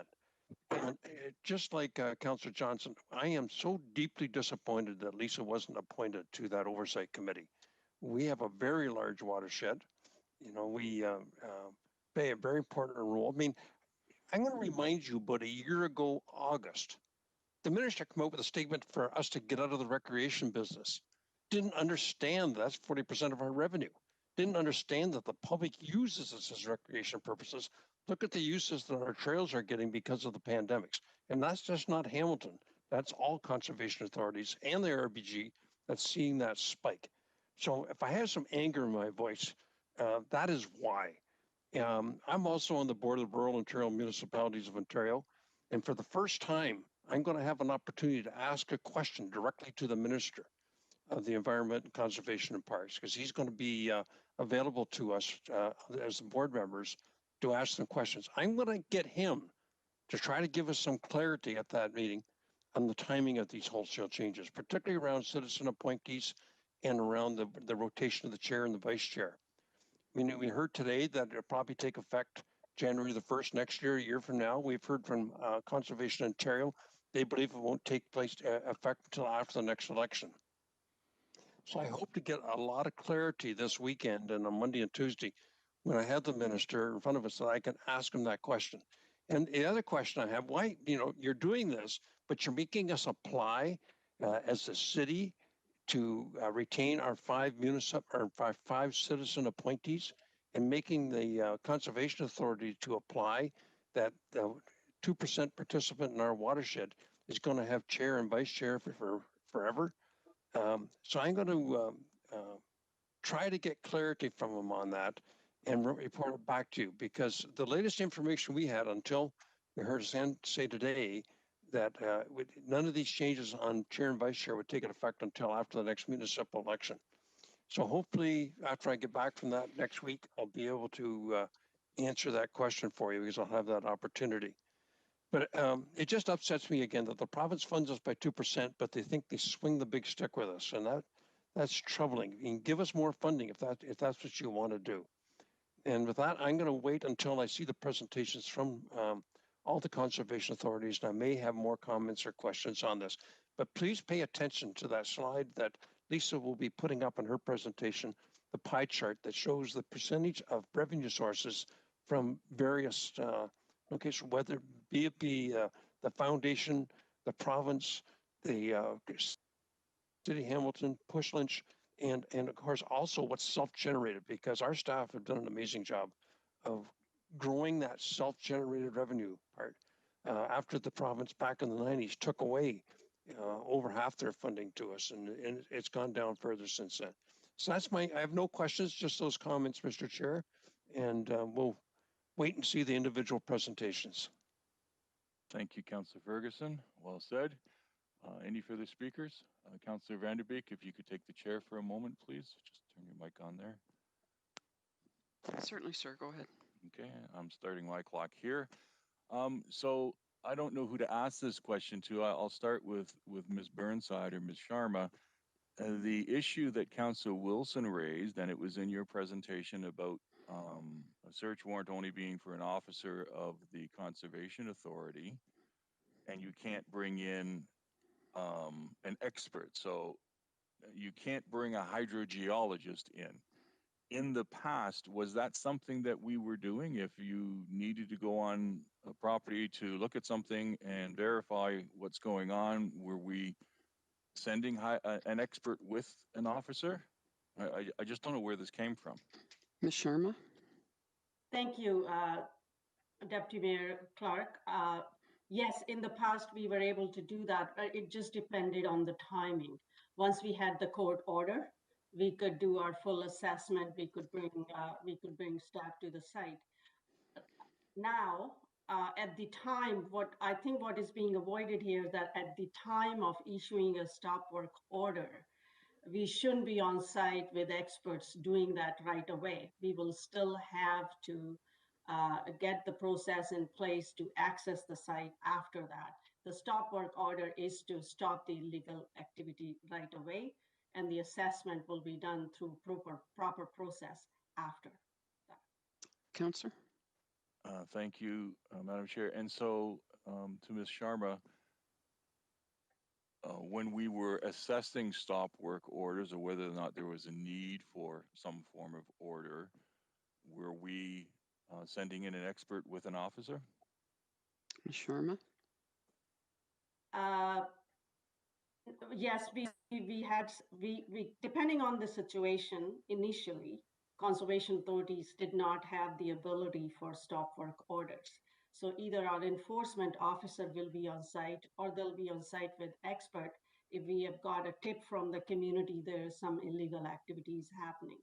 In that case, again, at that point in time, when the officer will show up on site, they can only tell the proponent to stop doing what they were doing because it was against the permit or it was an illegal activity.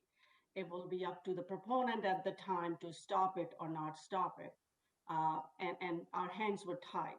So what this allows us to do is, at the onset, when we hear a tip or somebody has called us, we can go and issue a stop work order ourselves instead of waiting for the court system to go through that. And the activity will stop right away. After that, there will be a process that will unfold where we will do a site investigation properly, according to court orders, and the experts can go at that time. Initially, when we go on site, we cannot bring experts to do the assessment of the damage.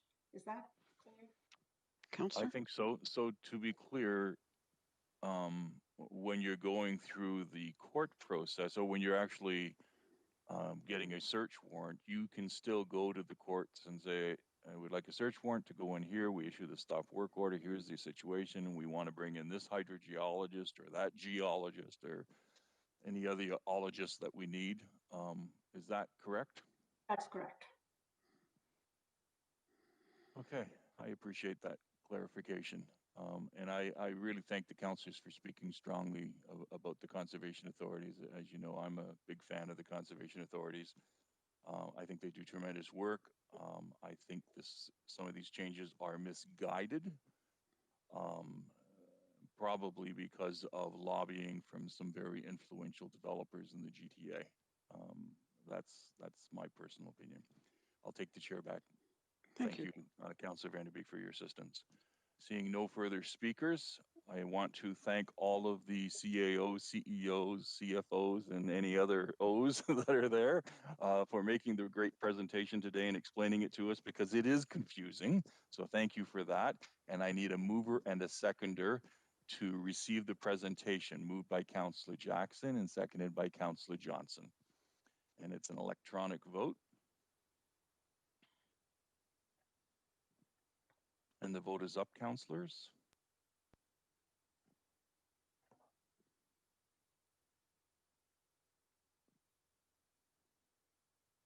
Councillor Pauls, can you give an indication, please? Thumbs up. Councillor who? Councillor Collins? I think he stepped away from the mic. Everyone else is good? And that vote carried 12-0. Thank you very much. So council, now moving on to 6.3, which is the Conservation Halton presentation. Hassan Bassett is the CAO, and he'll provide the presentation for Conservation Halton. Mr. Bassett, are you going to be sharing your presentation? Yes, I will, Deputy Mayor Clark. Thank you. If you want to proceed with that.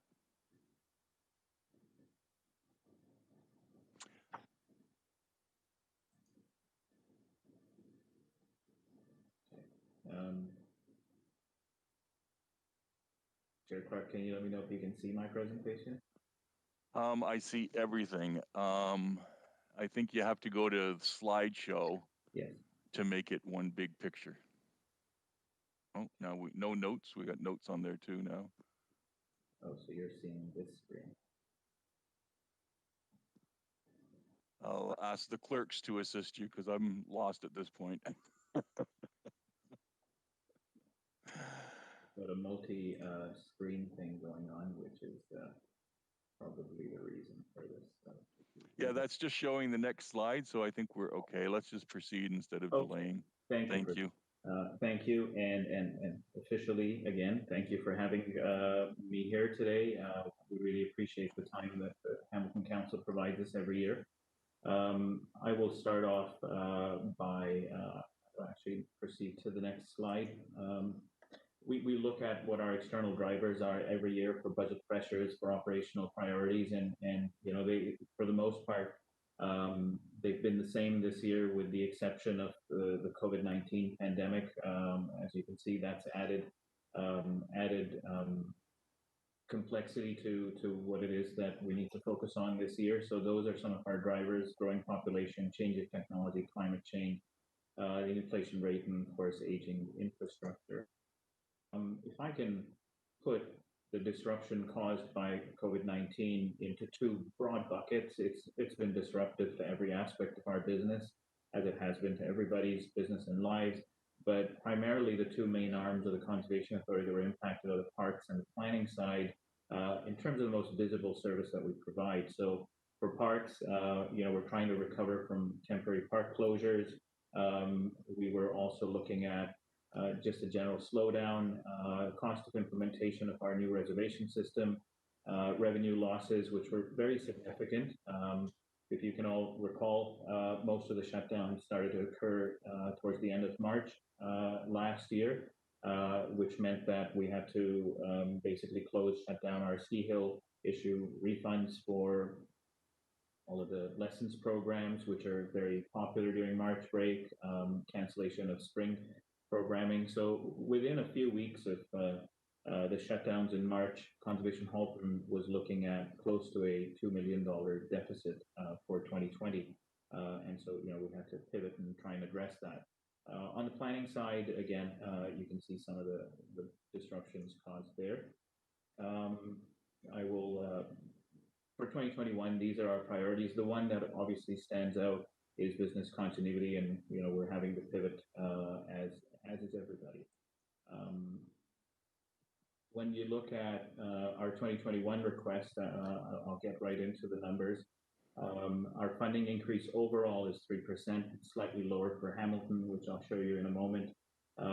For 2021, we put a budget together that looked at how we can sustainably manage the Conservation Authority. We were able to close the deficit gap within the year through some very challenging decisions that had to be made. And we continue to face that disruption this year, but we're managing it for 2021 as well. Just with, again, the closure of the ski industry, we're looking at a $6 to $7 million loss in revenue. But we're still hoping that we can offer some sort of a ski experience to residents when it's safe to do so, even if that means we do it on a no profit, no loss basis. So in terms of our overall budget, I'll direct you to the first column. We're looking at a $36.8 million budget for CH. You can see the breakdown between operating and capital. We also have our State of Good Repair levy that funds our asset management plan, which we are looking to keep funding and hopefully achieve a fully funded asset management plan over the next few years. In terms of our municipal apportionment, the City of Hamilton, you can see the breakdown there. It's about 7.185, which means that the total increase for Hamilton is 2.7%, which is over the 2% guideline. In terms of actual dollars, that's a $5,000 increase. So, those apportionments are provided, of course, annually by the province to us, and sometimes they go up and down slightly. And that's what results in sometimes a difference in the percentages that each of the funding municipalities are paying, but very slight differences. Councillor Ferguson referenced this slide on Hamilton's. I think you're going to see it on every Conservation Authority's budget presentation. It shows the breakdown for us. The light blue is the self-funded through park revenues at 56%.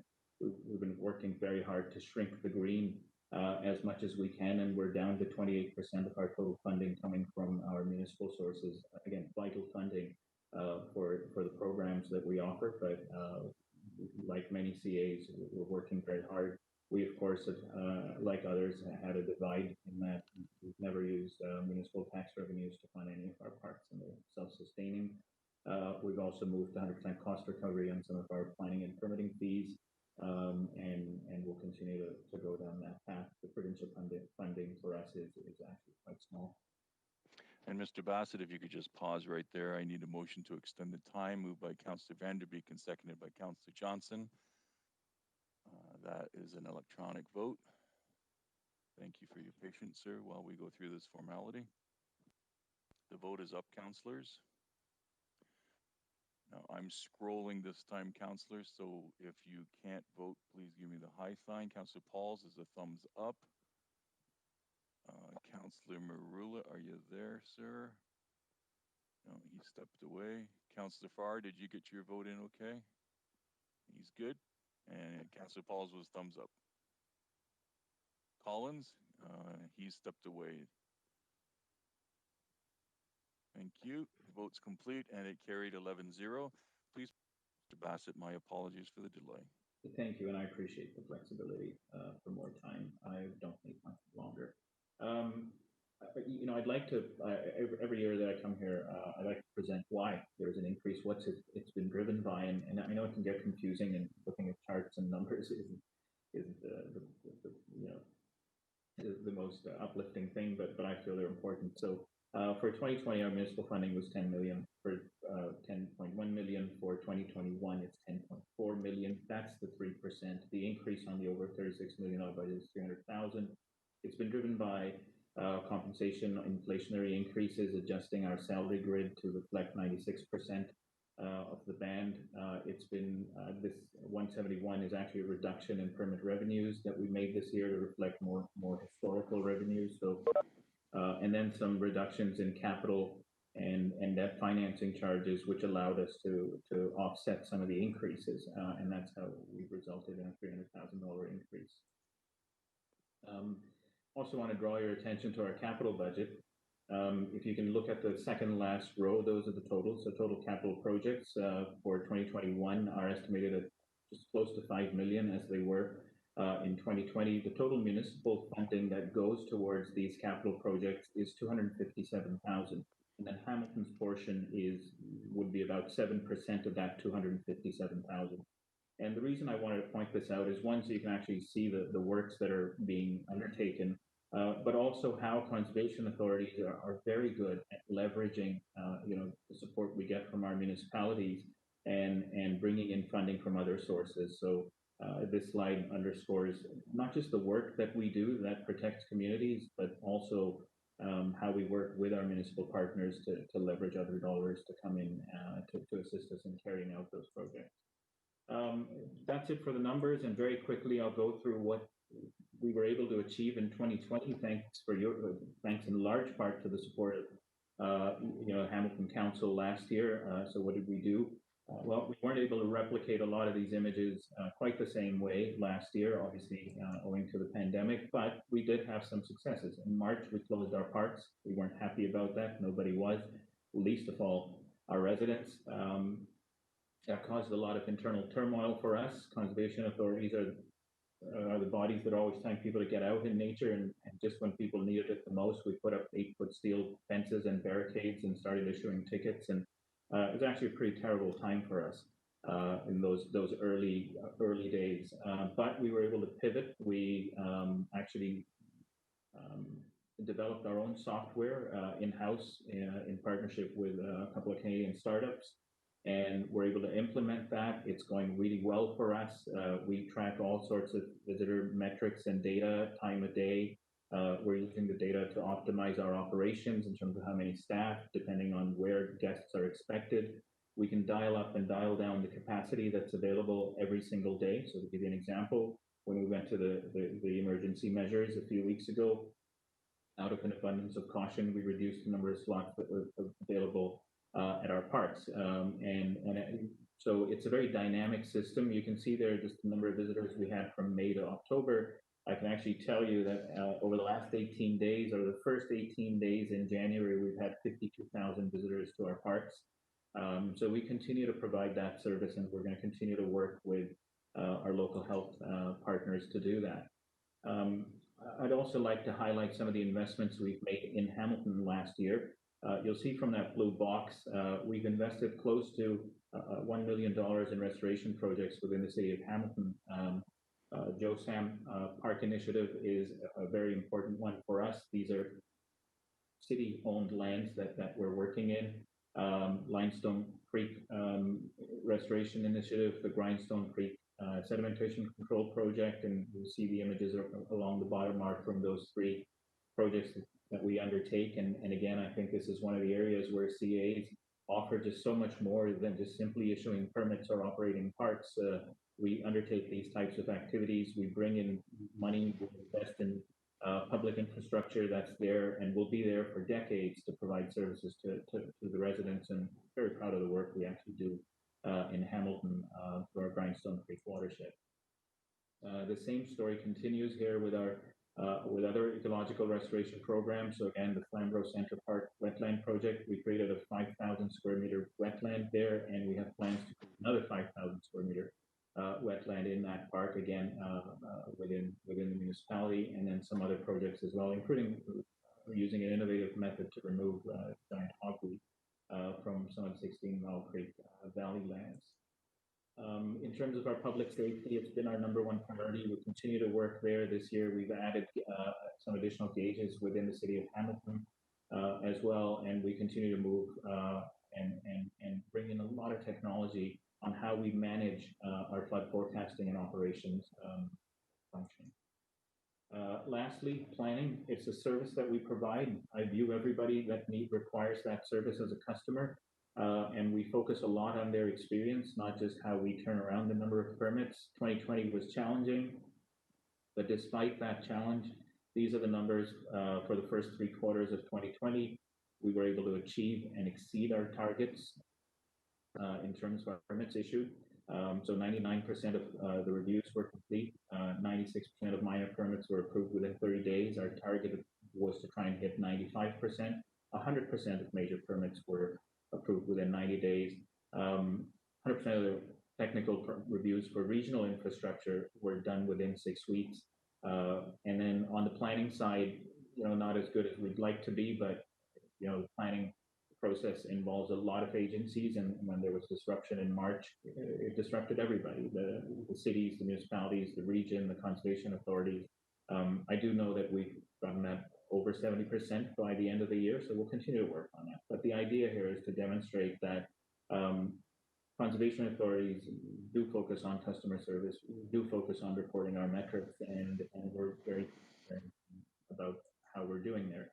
And last but not least, with everything that was different about 2020, there were moments where we were able to work creatively and offer some events that made it feel like it was a normal year.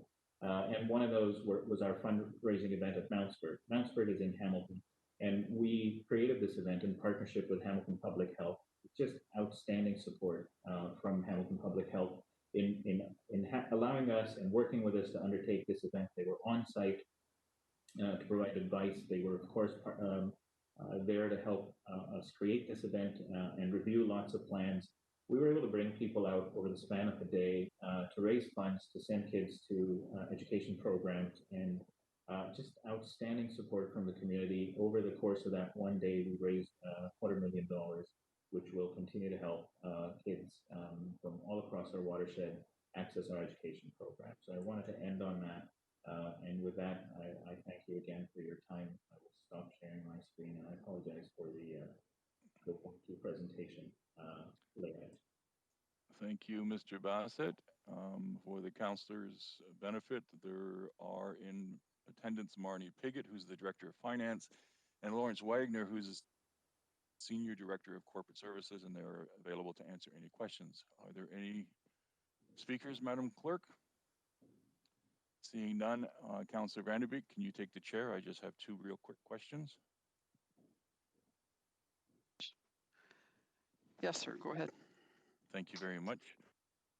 Mr. Bassett, as you're aware, the City of Hamilton asked boards and agencies to come in with 2% or less. You're coming in with 3%. What would the variance be between the 2% and the 3% if you hit our 2% goal? Mr. Bassett? Thank you. Councillor, we're actually coming in at 2.7 for Hamilton. The variance is $5,000 between the 2 amounts. Councillor? And so one of the reasons that we ask boards and agencies is to come in at 2% or less, and what we try to do is make sure that we treat all of the boards and agencies fairly, reasonably, and equally. You can imagine if others are coming in under the 2% and they look at us approving a budget of 2.7%. So are you telling this council that you could not find $5,000 in savings elsewhere? Mr. Bassett? Thank you. Councillor, we can very easily find $5,000, and in fact, we could probably find a few more, savings. The only issue is the way the budget process works is if we reduce for Hamilton, that may have an impact on how we manage our ask for Halton region. If we were doing a budget that looks at benefiting levies, then we have that ability to reduce the budget for Hamilton, for a specific project, and we would have been able to find $5,000 to be able to do that. But it's just unfortunately the way it's structured. We can't do it because we don't have any special levies for Hamilton. We do have special levies for Halton, such as the EAB program and the Grindstone Creek floodplain mapping program, which Halton is funding exclusively. Even though that program for Grindstone Creek, where we just updated all floodplain mapping last year, mostly applies to the city of Hamilton. Thank you very much. I appreciate that answer. I'm not sure how I'll vote when the budget finally comes before us, but we did request 2% or less, and I'm trying to make sure that my votes are looking at that goal from the city and making sure that all the boards and agencies are trying to comply with that goal. So I appreciate your time today. Madam Chair, I'll take the chair back now. I'll hand it back. Thank you very much. Seeing no further speakers, I need a mover and a seconder to receive the presentation. Moved by Councillor Wilson, seconded by Councillor Nan. And that's an electronic vote.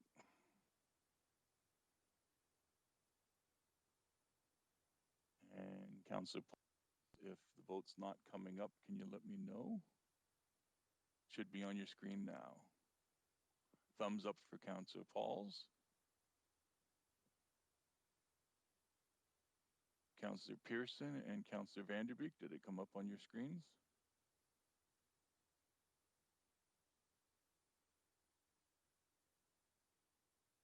Thank you. The vote's closed and it carried 13-0. Thank you very much, Mr. Bassett, and all for attending today. Much appreciated. The next presentation is the Grand River Conservation Authority, and the following parties will be presenting for the Grand River Conservation Authority, the GRCA. Samantha Lawson is CAO, and I'm hoping I'm pronouncing this correctly, Sonia Radoya, Manager of Corporate Services. Did I do that good? Yes, yes, you did. It was very good. Okay, please, are you sharing a presentation today? We are. Okay, if you could set that up and then we'll start the clock for you. Is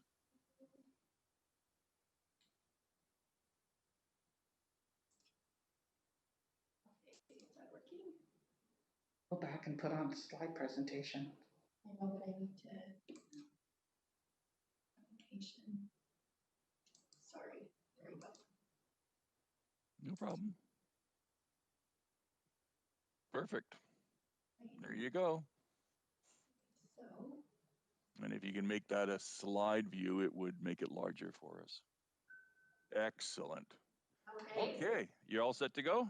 We are. Thank you very much. And thank you, Mr. Chair and the councillors, for allowing us to present the Grand River Conservation Authority's draft 2021 budget. Again, my name is Samantha Lawson and I am the CAO of the GRCA, and Sonia Radoja is our Manager of Corporate Services. We also would just like to extend our thanks from the Chair and the Board for the support of the City of Hamilton during the Bill 229 process. So the first part of the presentation will provide a high-level description of the GRCA and the challenges we are facing as a watershed agency. I will highlight our strategic plan and how the GRCA is working to achieve them. The second part of the presentation will be specific to GRCA 2021 draft budget, and Sonia will be running that one. So the Grand River watershed is about 300 kilometers in length and has an area of 6,800 square kilometers. The headwaters originate in Dundalk and it meanders through 38 municipalities to find the outlet at Port Maitland into Lake Erie. The City of Hamilton is an important part of the Grand River watershed. We know that the future prosperity of the watershed, its municipalities and communities are linked to the health of the river, its tributaries, and the natural environment. The GRCA's water management plan addresses the management of surface and groundwater resources in the watershed and identifies three main challenges as we move into the next few decades: population growth, balancing extensive agriculture with our watershed demands, and climate change. With these pressures of increasing population, more frequent and extreme weather events, and intensive agricultural practices, a holistic watershed-wide approach to managing water resources and natural hazards is needed to ensure our communities can continue to thrive and to grow in balance with the natural environment. The GRCA operates a range of programs in engineering, planning, land management, recreation, and education. Our strategic mandate is to develop and implement watershed-based programs that protect people and property from flooding and erosion, to improve the health of our watershed, to connect people to the environment, and to manage our land holdings in a responsible and sustainable way. Our programs balance human, environmental, and economic needs so that we can deliver on our vision of a healthy watershed now and for future generations. We work to build relationships and trust within our watershed partners to achieve our common goals. Warmer air and water temperatures, bigger rainstorms, and longer periods of drought are all consequences of climate change. This poses new challenges in managing floods, improving water quality, and securing water supplies for municipalities, farmers, the industry, and the natural environment. The GRCA owns and operates 7 large multi-purpose dams and reservoirs. These dams are actively used year-round to manage river flows and were built to work as a system to address frequent and severe flooding, extreme low summer river flows, and challenges with water quality.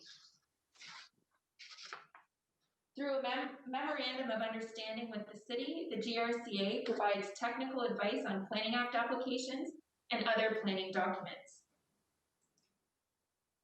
The primary objective of the Source Water Protection Program is to protect drinking water sources from contamination and depletion. There is ongoing work to update source protection plans where new information becomes available. Linden's drinking water system is in the Lake Erie region and Grand River watershed. Recent updates to the Grand River Source Protection Plan included a second well, FDL-03, and updated wellhead protection areas. Source protection implementation support is mainly provided through the Municipal Implementation Working Group, which meets at least 7 times a year. Hamilton City staff are regular and active participants in the Implementation Working Group. The GRCA also delivers a voluntary rural water quality program on behalf of 6 upper-tier municipalities in the watershed. This helps farmers to implement best practices to improve and protect surface and groundwater quality. Each program is locally developed with input from the farming community, and variation in grant rates and eligible projects are tailored to reflect local priorities and budgets. Since 1998, across the watershed, almost 7,000 projects have been completed, with 20 million in grants and more than 56 million invested by municipalities and landowners. Thank you, Ms. Lawson. If I can stop you there, I just need to extend your time. I'm sorry for the interruption. Sure. Councillor Johnson is moving it and Councillor Vanderbeek is seconding it. And that's an electronic vote. My apologies for the formalities.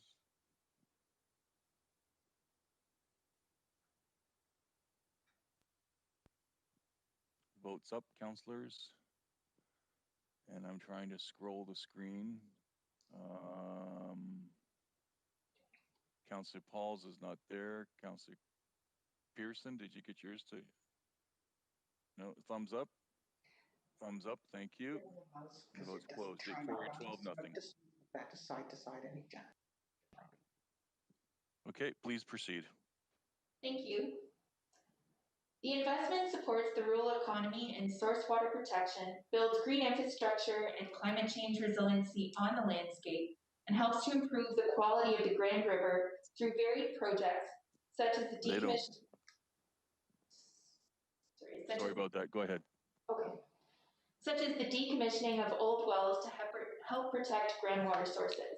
The GRCA decommissioned 23 wells in 2020 on behalf of the city within the Grand River watershed. The GRCA monitors groundwater levels across the watershed.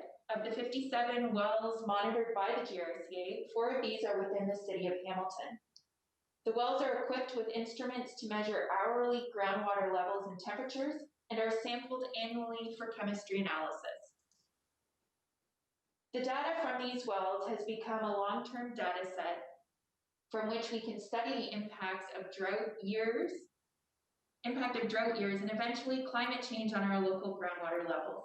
We use this data when reviewing development and aggregate applications, for academic studies, in our groundwater models, and in drinking water source protection technical studies.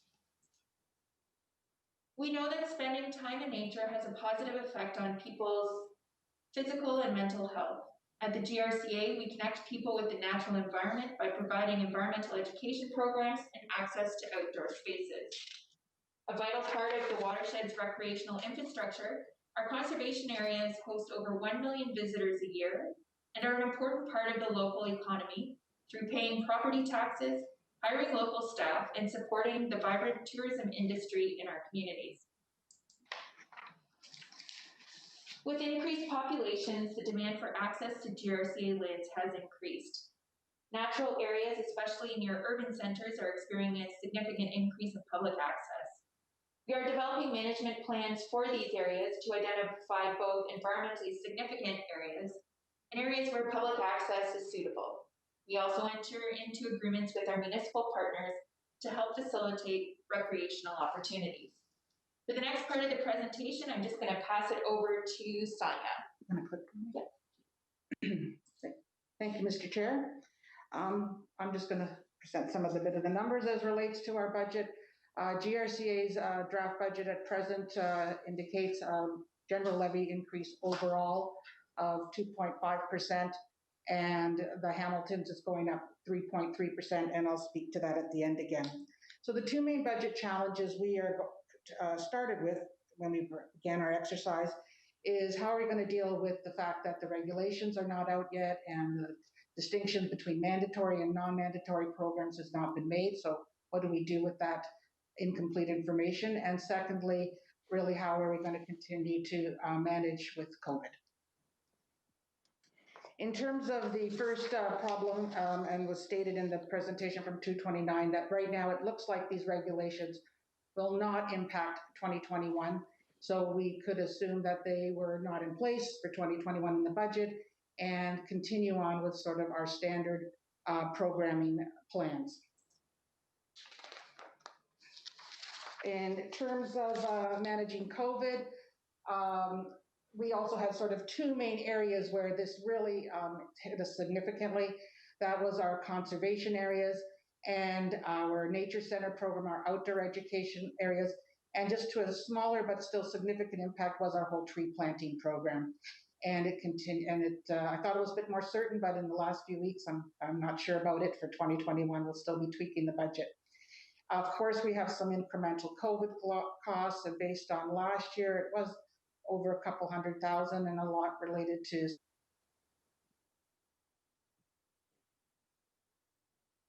where possible to maybe help with the offset costs.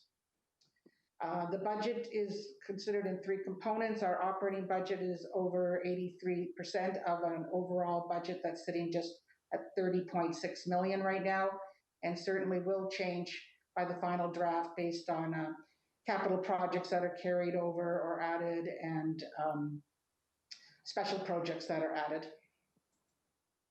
So the operating budget, as I said, at 83% represents about $25 million. And as Sam went through, all the sort of program areas that we are engaged in are listed. Our capital budget right now sits at about 3.7 million, and it's primarily within the watershed capital management area and conservation areas, and some for, again, our computers and motor pool. The third component of our budget, which is a small percentage, it sits at 1.6. This is typically going to increase because we have a couple of big projects that we're waiting to see how much will apply to next year still. And the main factor with these projects are that as they come and go, there's no reliance on general municipal levy to fund them. Again, this is important. What is our revenue breakdown? Municipal levy does represent about 40%. It was in the red section, the self-generated areas where we will have really dealing with our budgets, and that's where conservation parks are, conservation areas are, and also the outdoor education program is here. So the parks are about of that 41%, they're half of that, and that translates to about $7 million. So now just summarizing our levy, we're looking at an overall increase of about 2.5%, or that translates to $3 million.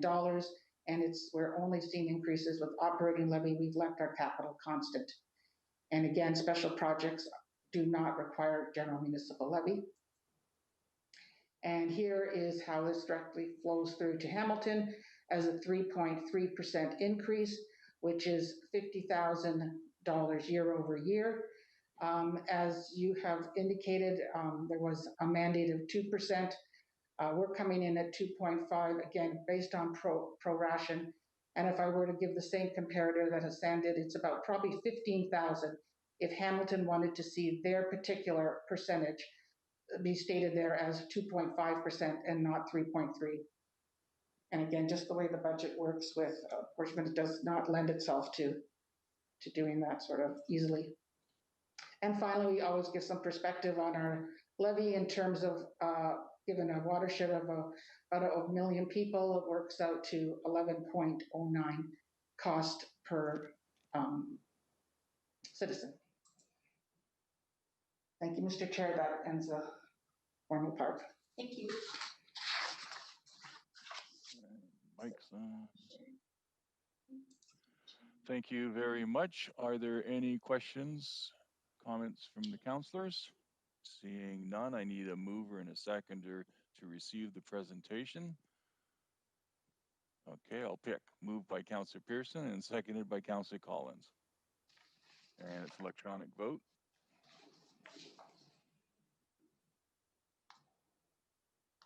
And the vote is up. And I'm looking for Councillor Pauls is offline, I think, because she's having issues with the bandwidth. Councillor Pearson is a thumbs up. Did you try hitting F5, Councillor Pearson? Yeah, she's still having the same problems with eScribe. The vote's closed and it carried 12-0. Thank you very much. Thank you for your time today, Ms. Lawson and Ms. Radoja. Thank you. Okay, moving on to the Hamilton Conservation Authority. Now, item number 6.5 on your agenda. The following parties will be presenting on behalf of the Hamilton Conservation Authority. Councillor Ferguson, would you like to introduce the staff that work for the Hamilton Conservation Authority, given that you're the chair? Well, I'll certainly introduce the CAO, and I assume Neil's here also, but I'll let Lisa do the introduction to the staff. But I just want to introduce their presentation and publicly commend our staff for the exceptional job they did in 2020 as a result of the pandemic. A lot of them had to do double duty. There's a lot of new challenges we had to take on, whether it was the closure in March, the partial reopening May, or the full reopening in June. But I'm sure Neil will explain this to you. I mean, he was forecasting significant in the millions of dollars of losses for 2021 around the halfway mark, around the end of June.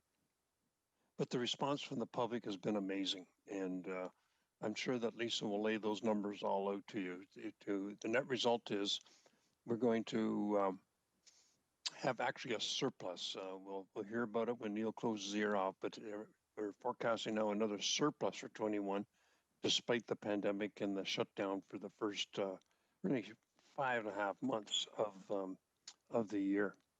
I don't want to take any thunder away from Lisa's presentation, but unlike the other conservation authorities, I'm very proud that the increase from the Hamilton Conservation Authority is actually going to be less than the target. It's going to be 1%.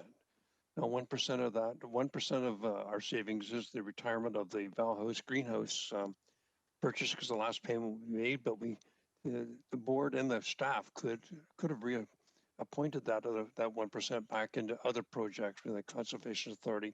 But we felt, in light of the pandemic and the impact it's having on the city, and most importantly on taxpayers who are currently out of work or laid off work or impacted by it, we want to show leadership and commit at 1%. So with that, Mr. Chairman, I'd like to turn it over to our CAO, Lisa Burnside. Thank you, Councillor Ferguson and Chair Ferguson. So we have Lisa Burnside, who is the CAO. Scott Peck is here, who's the Deputy CAO, Director of Watershed Planning and Engineering. He's got the longest title in the organization. And Neil McDonald, the Secretary Treasurer. Please proceed, Ms. Burnside. Well, thank you, Deputy Mayor and councillors, for the opportunity to present to you today the HCA 2021 operating budget. And I thank you for those introductions as well. So you know that I'm Lisa Burnside, I'm the CAO here with Scott and Neil today. And I also thank the acknowledgement and introduction from our chair, Councillor Lloyd Ferguson. I'd also like to acknowledge that our citizen vice chair, Santina Mocchio, is watching on live stream today. And I also just want to recognize that we do have multiple councillors here today that do sit in our board, Councillor Collins, Jackson, Halls, and the Deputy Mayor of this committee. So as Councillor Ferguson has noted, we are actually coming in at a 1% year-over-year impact for the city for our levy this year, and Neil will cover that as part of his budget slides, how we removed the loan for that canal park from our levy request. We're going to make a three-person presentation. I hope that works out well with technology today. I'll start off with some information on HCA and our current and new initiatives and that impact of COVID. Scott's going to review some information on projects across our watershed for the benefit of the environment and residents. And Neil will get into the highlights and details in regards to our operating budget. So I have a bit of a different start for HCA this year for our presentation. To help everyone appreciate the beauty and importance of our watershed, I'm pleased to share a short 2-minute video that our foundation has made to thank our donors and supporters and really showcase our watershed. So you may have to adjust your individual volume on your speakers or your system that you're using so that you can hear better. So let me get this called up.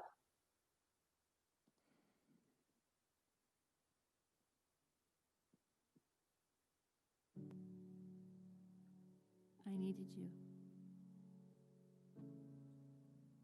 And you showed up.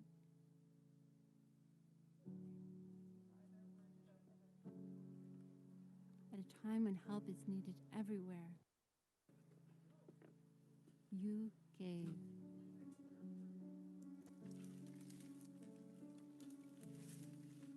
And even though you can't hear it, I thank you.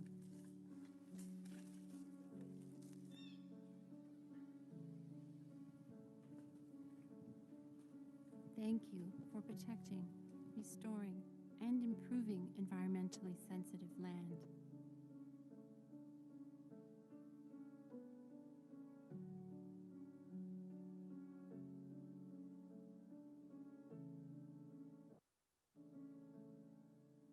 Thank you for funding nature education.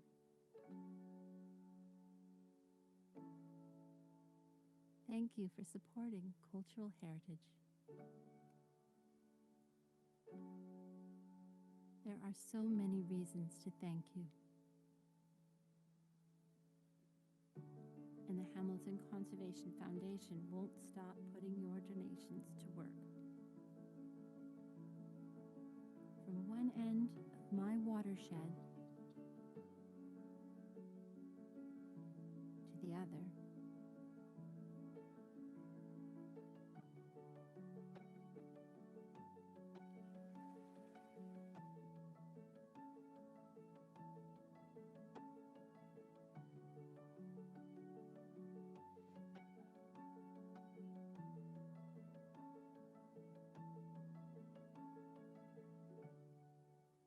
learn more about your impact at hamiltonconservationfoundation.ca.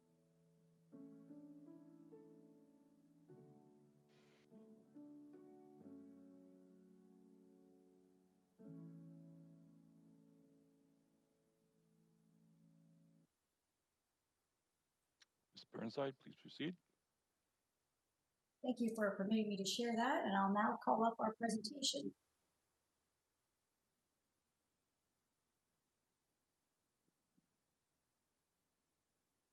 We can see that.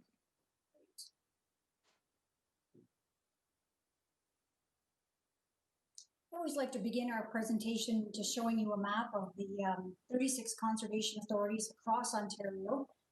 So you can see all the different watersheds. I have circled where Hamilton is because our watershed in geography is a little bit smaller than most others, but we are at the head of Lake Ontario. So our watershed, is comprised of 2 member municipalities. We do have the city of Hamilton, which provides 99% of our funding, and the township of Porcelain, which provides just under 1% of our funding. We do have significant land holdings in our watershed, so while I had noted that while our watershed may be a little smaller than some others, we do own a significant amount of land. We own or manage over 11,000 acres of land, which does represent 10% of our watershed, which is quite significant. And these lands are unique pockets of local green space that help the city and the watershed thrive and connect people to nature. The value of our conservation lands are many. They, of course, provide a wide range of recreation for the residents of Hamilton and beyond. Our conservation areas and lands provide ecological benefits for climate change adaptation and contributes to the livability of communities. And our conservation areas are a source of self-generated revenue to offset their operating expenses, and they also support projects like our salt fleet wetlands. Now, all organizations and individuals were impacted by COVID last year, and we continue to live and work alongside this global pandemic. So HCA, similar to what you've heard from the previous 2 conservation authorities, entered into a shutdown following the pandemic declaration mid-March. And we did maintain our essential business functions following provincial regulations. And we gradually began to reopen in mid-May following a collaborative approach with the City of Hamilton and your Emergency Operations Center for our trails, our beaches and waterfalls, so that we aligned and we were opening at the same time to avoid any confusion. And really the benefits of being in our conservation areas and green spaces when they did reopen was appreciated like never before. And this was highlighted by our HCA chair in the Hamilton Spectator with an opinion article that was published. So on the slide here, I just have some pictures of signage that we did use when our conservation areas were initially closed, and then what we transformed into trying to influence visitor behavior, to have visitors stay apart, 6 feet apart, to practice physical distancing, not to gather, and to please pack out any garbage that was brought in. Now, COVID impacted all of our divisions and areas, certainly, but none more so than our conservation areas. The challenges were related to parking, influx of visitors, and litter. And we did find ways to address all of these issues.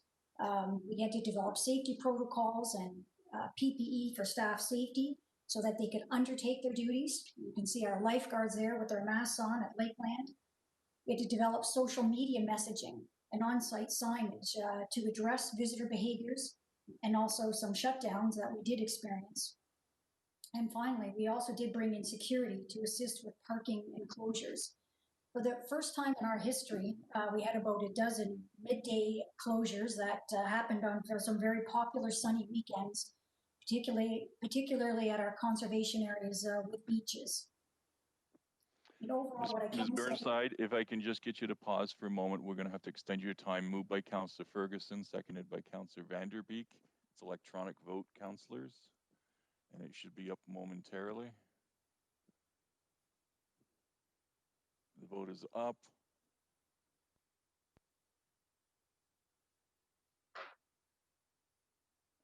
Councillor Pearson, Danko, Wilson, can you vote?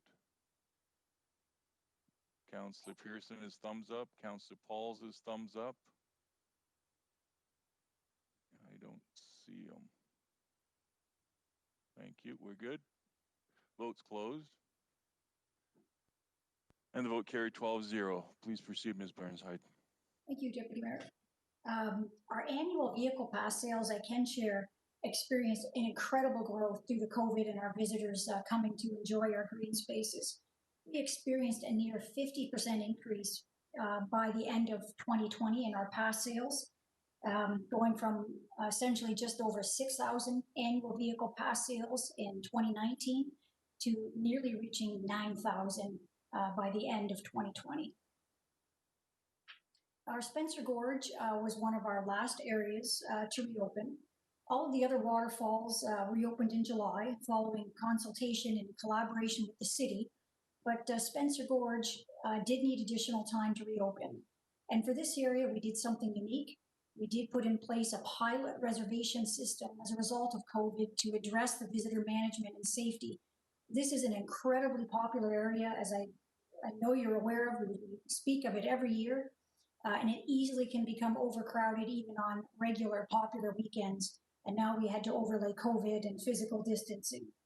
We did work very closely with the ward councillor, Councillor Arlene Vanderbeek. I'd like to recognize that, and city staff, particularly for bylaw for the enforcement of no street parking in this area, which was very important for the visitor management system. I'm really happy to report that this pilot was a success in 2020. It did provide safe and equitable access, and it was sold out on a number of days. It did actually eliminate traffic congestion in the community, and it guaranteed a parking spot and a positive visitor experience. This is quite a change from October 2019 and the experience we had. The reservation system is now under consideration for the 6-month peak operating season in 2021 to address the visitation pressures in this area as we continue to evolve our operations. I can say when I say it was a success that we had over 8,000 reservations made during this 8-week pilot project. As we get into 2021, our master planning over the next decade continues, and these documents provide updated guidance for all of our areas in terms of visitor management and development, and identification of the environmentally sensitive areas within all of our lands. Fallon's Lake and the surrounding areas were completed and improved in 2020. 50 Point Conservation Area was delayed in 2020 due to COVID. However, that will be completed in 2021. I also would just like to take note of our foundation. Our Hamilton Conservation Foundation's top funding priority is our outdoor environmental education, such that no levy dollars are used to operate that program. COVID certainly had an impact on our education program this year. We had to pivot to virtual programs, and we continue to run and offer those. We do look forward, though, to, if we can, an in-person return to our outdoor environmental education, hopefully this fall. And while COVID has impacted our fundraising in 2020, I am happy to say that education remained funded, and you were just able to appreciate the video that our foundation did produce to thank our donors. And at this point, I would like to ask Scott Peck to unmute and address the following slides on our watershed planning and engineering division. Scott. Thank you, Lisa. I'll just highlight some, as Lisa notes, some projects that the authority has undertaken in 2020 and are moving forward with in 2021. The first, we have a number of floodplain mapping projects underway that were undertaken in 2020 and will be completed in 2021. This slide is just showing a draft version of our floodplain mapping for Battlefield and Stony Creek, specifically Stony Creek, as it crosses the QEW and enters into Lake Ontario. But we'll have this draft mapping done for Stony and Battlefield Creek, as well as the numbered water courses in Stony Creek. We'll have that finished in 2021, and we're looking to complete the floodplain mapping for our Red Hill Creek in 2021 as well. It's critically important to have that updated floodplain mapping as we're dealing with development applications and permit applications. So this gives us the most current and updated information we need in that regard. Next slide, Lisa. We're also undertaking some projects within our conservation areas to address some flooding, erosion, and natural habitat restoration and enhancement. This project at 50 Point Conservation Area is looking to implement the outcome of an environmental assessment that was done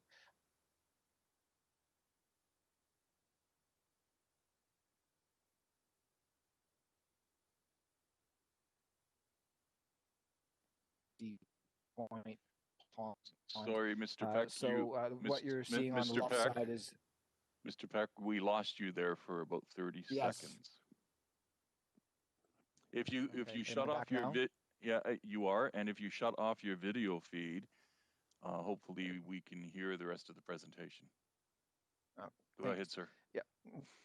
What you're seeing here is just the plans for 50 Point, the work to address the environmental assessment, as well as enhancing some fisheries and fish habitat for the 50 Point Pond. Just next slide, Lisa. We've also undertaken in 2020, and we'll be completing it in early 21, is just our public safety assessments for the Valens and Christie dams. And really what this work is just to ensure that there's appropriate signage at the dams to make the public aware of the potential dangers associated with the dams, the change in flows, the elevations. And on the picture on the right-hand side, that's a buoy we have on the upstream side of the Christie Dam, just to alert people that they should stay off the ice in that location because it's very thin. Again, it's a program just to ensure that our lands are safe and that people are aware of the presence and the dangers of those dams. We're also in the presence of just finalizing the dam safety assessment for the Valens Dam. There was some concerns with seepage through that area. It is an earthen berm dam. So we undertook with the consultant some work to identify the stability of that dam and to do that through the dam safety assessment process. I'm happy to say that it's been concluded that the dam is stable and that the seepage issues are related to groundwater and not seepage through the berm. So that work will be done in early 2021. And really the main recommendation with that is just continued and ongoing monitoring of that dam to ensure the long-term stability. Our flagship project really is the Salt Fleet Conservation Area. I'm really pleased that we are finalizing the design for our two wetland properties, one on 5th Road in Green Mountain and the other one on First Road East. As I say, the design is nearing completion. We'll be looking to obtain approvals in 2021 for both of these dams. And these are just some samples of the dam design, the wetland design that we have there, where we've managed to use just the agricultural lands on the property on the left while maintaining the woodland and the existing wetlands there. Again, we're holding back significant amounts of water in this area. So it has climate change adaptation and mitigation benefits. It has flood and erosion benefits. It has natural heritage benefits. And specifically, it provides those benefits to the citizens of our watershed. This is a great project. We're very excited about it. We've also, through our strategic plan, where we've identified the importance of invasive species removal, for 2021, we'll be hiring 2 contract invasive species technicians to go out on our lands and to implement the strategic plan direction, our master plan direction, as well as our invasive species strategy to tackle the increasing invasive species issue within our watershed. And of course, we have our stewardship program that is exceptional, where we deal with landowners. As Lisa notes, we own 10% of our watershed. So that means that even taking city lands into consideration, the bulk of the lands are privately owned. These pictures here show some fencing work that we did with an agricultural operator to keep the livestock out of the watercourse, some invasive species removal, restoration work, well decommissioning on site in a number of locations as well. So this is something that we're very much promoting within our conservation area for those landowner education and restoration opportunities. And I think with that, Lisa, I'll turn it back to you. Thank you, Scott. If you don't mind muting, and Neil, if you don't mind unmuting yourself, you can handle the upcoming slides on our budget details, please. Thank you very much, Lisa. I'm happy to do that.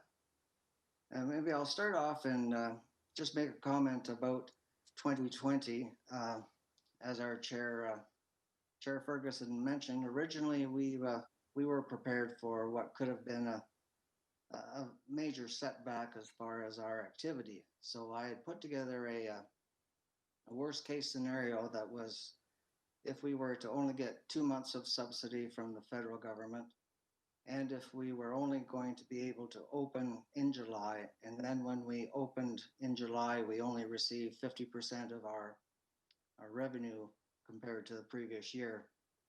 What would that do? And that ended up showing us that we could have $1 million loss. And even though that's substantial, because we have had a few very good seasons in the last 5 years, we have a seasonal operating reserve that would be able to accommodate that. So we were able to assure our board that we would not be needing to go back to the city or anywhere else in order to make it through.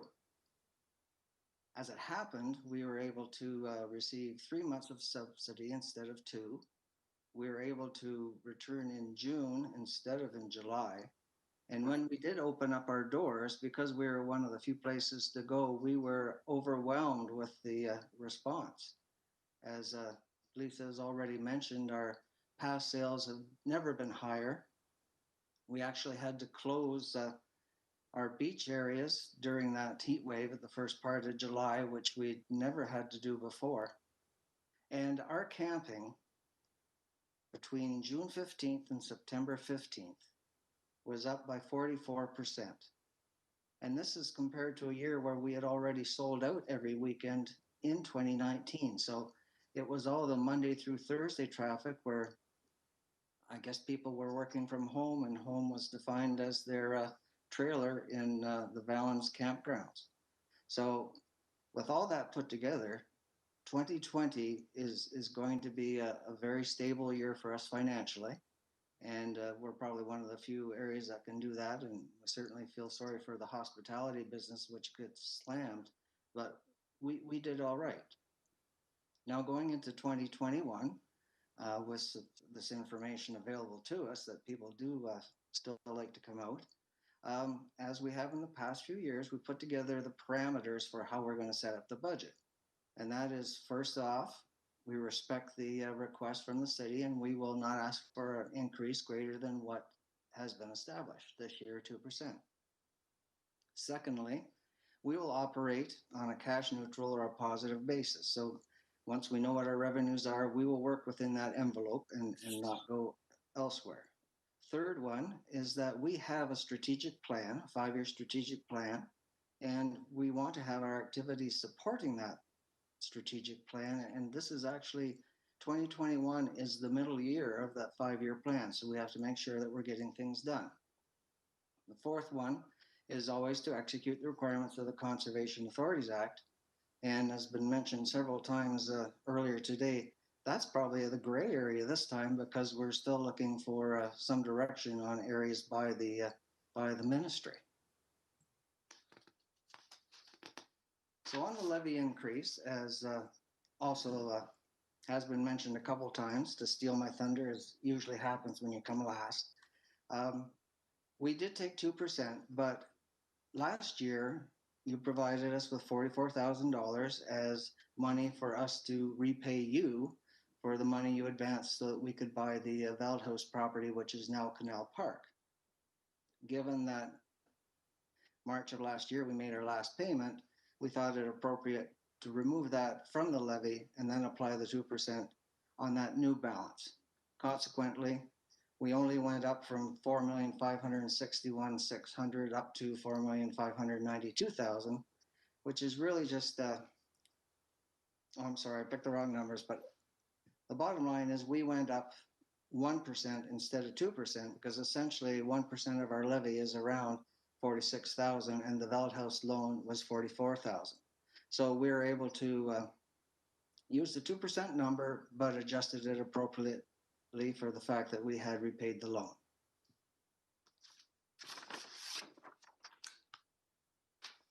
So going into our next slide on to operate within a neutral or positive basis, the key items here are that we do have a major self-generated commercial operations between our marina and our campgrounds and our day admissions. That makes up 8.2 million out of the 13, so roughly 2/3. And then our municipal levy is 1/3. And as had been mentioned also earlier, the provincial support level is quite low at this point in time. And so we don't rely on that for a lot. We do rely on the foundation to provide us with some money, which goes to our outdoor education. And essentially our revenues being at 13.2 million provide us with the ability to accomplish the work that we want to. Now we accomplish that work through our salaries and our staff. They make up 8.8 million out of the 13 million that we spend on operations. So again, it's 2/3 is the boots on the ground, and 1/3 provides us with the supplies and the fleet and the utilities and everything else required to keep our operations going. And then the final 200,000 is to repay the in 2021 will be the final installment of the defined benefit pension plan wind up, which is the end of a 10-year repayment program. So graphically, as others have shown, you see that we have the levy is 38%. If you combine our admissions, our camping, and our marina, that's 43%, and all else is 19%. And within that all else is the 2% that's alluded to earlier that comes from the provincial government through the combination of their any WECI program and also the flood forecasting support, which used to be 174,000, but has now been dropped down to 90,000 for the last 2 years. So the amount coming out of the province is really not that substantial. And in fact, in 2020, it totaled $216,000. So it's not a major component at this point, and it does vary with projects. So in the event that we had a large one, like we had a few years back where we decommissioned a dam, that number will go up and down, but the standard amount is quite low for supporting operations now. Within our revenue highlights, you can see the levies going up 1%, gate admissions up 10%. Now that seems rather large, but that's because of a combination of things. We're regularly adding additional auto gates so that we can keep our parks open where other people sometimes can't. We have them open, and you can swipe your pass card and come in. You can come in and just pay as you go, but it gives us an opportunity to make our services available to a wider range. What we're also doing is we're implementing a passport concept where you buy at one auto gate, and that allows you to go to neighboring conservation areas. So there really is a value added. It's like you have a one-day pass because you're not limited now to just one conservation area. You can go to a neighboring one and see more than you can just if it was just a one at a time thing. So we feel we're providing good value there, and that's how we're bringing our gate fees all consistent across the conservation area. Now, the one things that you'll notice we have a 0 in events, and that's because we're really not sure what to expect when it comes to 2021. Will there be a Christie Antique Show? Will there be groups allowed in our pavilions? Will there be just any of those things that normally you expect to have congregations come in? We don't know if that will be allowed this year, or even if it is allowed, if people are still going to feel comfortable that they can do that. So being conservative, we've budgeted that at 0 so that there will be an upside should things come around, and who knows when the vaccine will get to us. And there's so many things in play. We thought we'd be conservative on that point. Now on the non-conservative side, which I'm rarely there, we actually have built in the management fee that we receive from Wild Waterworks and Confederation Beach Park, and I'll speak to that more in the next couple slides. But we do have that in place in the event that we are allowed to open this year, as opposed to the closure that we went through in 2020. On the expense side, as I mentioned earlier, we have staff expenses, and they're up 6%, and that reflects the couple items that Scott had mentioned, where we're bringing in some contract staff to work with invasive species. We're bringing in some people on our construction side to help with design so we can get more work done.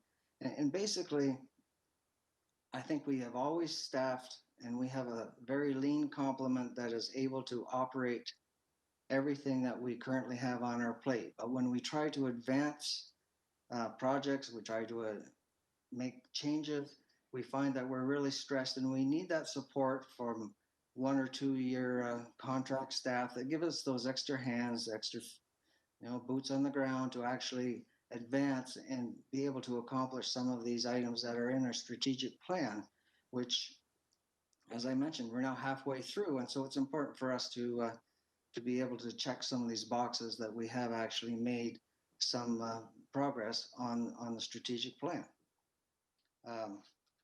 The non-staffing expenses, it looks like it's low, but actually relative to what we had spent in 2019, which was the last normal year, this is a proper amount for it. So we're not worried that we're slashing things here, and we don't want you to be worried about that either. Levy, as has been mentioned by other conservation areas or authorities, we don't need any levy for conservation areas. They're self-supportive. The WP&E and corporate support kind of ping pong back and forth depending on how things are, which projects are going and where they're going at. But in total, as I mentioned, we've got the 4.6 million is $46,000 higher than it was last year, which is the 1%. And I think I missed mentioning earlier, Pushland does contribute $30,000 for their 0.7% of the watershed. So that's how that breaks down. And I mentioned earlier that the defined benefit pension deficit loan and windup is coming to a close. This will be the last payment. Originally, we borrowed 1.5 million from the city at 4.25% interest, which is a great interest rate for the city in today's world. And that 10-year amortization is up and will be completed on June 30th, at which time we will have no more loans outstanding, which is a good position to be in, and we're happy to have dispensed with those now. So all the monies that we have will be going back into operations. So as I mentioned a couple of times, the whole purpose of the budget is to support the operations and move forward on our strategic plan. So, we're doing this. I've mentioned that we're adding some contract staff to help us get these things moved along, to make some inroads on some of the projects, and hopefully we'll be, and we are on track to accomplishing what we said we would back in 2018 when we were devising the 2019 to 2023 strategic plan. So that's where the money is going, and fortunately we've been blessed with some good weather over the last 4 or 5 years, so that we are able to really see some things, some improvements being made and some progress being made on the strategic plan. Now the Confederation Beach Park, just as a refresher, that's it's owned by the city, and you folks saw the new feasibility study, I think in the recent months, about what could be done at the Wild Waterworks portion of it. We benefit by having a management fee. We operate the park for you. We operate Wild Waterworks for you. Last year, the general park area was very, very, very busy. The beach there was very, very busy. Garbage was over the top. The washrooms required extra funding for protocols, for the COVID protocols. And we're expecting we'll be continuing with that again this year. the wild card is still the Wild Waterworks. And right now they're legislated closed. Certainly things change with COVID on a weekly basis, both good and bad. And we or our associates in the Public Works Department, Dan McKinnon's department, we work with them to decide what we will recommend to the council again as far as will Waterworks be open? Will it be open differently than what it has in the past? And what the financial implications may be for that opening? Because I suspect if we can't have wave pools, if we can't have slides, then we can't charge for the same amount for just a flat pool and a lazy river. So we did get a lot of good work done this past year while it was closed, as far as sprucing the place up and addressing some public health issues. So we're ready to go, and we'll have to wait and see if we're allowed to go. So in conclusion, I think we're checking all the boxes. We've got the revenues to meet our expenses. We've stayed within the requested amounts. We're working on programs. We're available to help people get out and walk around by providing a safe place to do that. We're addressing strategic plan issues like the invasive species, and we're hopefully going to have another good year and able to adapt to whatever other requirements are new with the ministry. So with that, I'll turn back to Lisa. Thank you very much, Mr. McDougall. Ms. Burnside. Thank you, Neil. And at this point, we're happy to take any questions, and we thank you for your continued support. Thank you very much, Madam Clerk. Are there any speakers? Seeing none, we appreciate your presentation today and thank you for coming in. I need a mover and a seconder so that we can receive the presentation. Moved by Councillor Ferguson, seconded by Councillor Collins. And that's an electronic vote, and it should be up momentarily.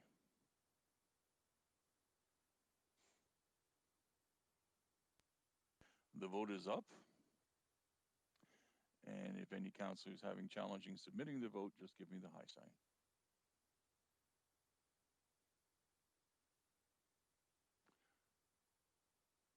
They're all in? That is correct. And that vote carries 12-0. Thank you very much. So the last on today's agenda is the Niagara Peninsula Conservation Authority. Councillor Johnson, you are the chair of the NPCA. Would you like to provide opening comments and perhaps introduce the two guests who will be here? I would be more than happy to. Thank you, Deputy Mayor. I would like to introduce to you our CAO, Chandra Sharma, who we stole away from our Toronto Conservation Authority, and we have been so pleased to have her at the helm of this ship. With Lee, Chandra is our Director of Corporate Services, Lee Scanyon. We also have Director of Watershed, Darren McKenzie, Adam Christie, Director of Operation, and also I see online is our Vice Chair, Bruce McKenzie, who is one of our citizen appointees and has been an absolute wonderful support for this chair in her first year of doing this type of work. But a big shout out to our Hamilton citizens, Stuart Beattie and Brian Wright. We also have 10 other citizen appointees from the region of Niagara who have been very valuable with their backgrounds and their expertise to help us through this. And it's been a very challenging few years, but I can say with complete honesty that we have gone in leaps and bounds, as you know, sir. Member Clark, as you're named in the NPCA meetings, Councillor Clark when you're not the deputy mayor, and today you're the deputy mayor, so you have many hats to wear. But I just wanted to give a shout out to all the conservation authorities. I think we can all agree 2020 has been a very challenging year. Our cities' green spaces have never been more important as communities grapple with the realities of this global pandemic. The NPCA and the Hamilton Conservation Authority and all the other conservation authorities are no exception. Because of COVID, we are witnessing unprecedented amount of volume of visitors, which is great, but it does also come with a cost. And at the same time, because of COVID, a lot of our revenue generating events have been canceled or revamped. So Balls Falls, for instance, and you'll hear more about this as we go on, but it does cause a lot of pressures on the budget. And as we have also said before, the provincial cuts, it's down to now, I think, 4% of our total budget. But at least we'll be able to expand on that a little bit more. But I'm very, very proud to present the NPCA staff, very much a dedicated, hardworking, compassionate staff. I am so proud to be a part of. Thank you, Mr. Chair. Thank you very much, Councillor. And we will now start. Ms. Sharma, do you have a presentation that you're going to share? Yes, thank you. There you go. As soon as we get that all started up, then I'll begin your 5 minutes. I'm just going to put it on slideshow and perfect. We can see that. Excellent. Thank you. Yeah, thanks a lot. Good morning again. And thank you, Chair Johnson, for that introduction.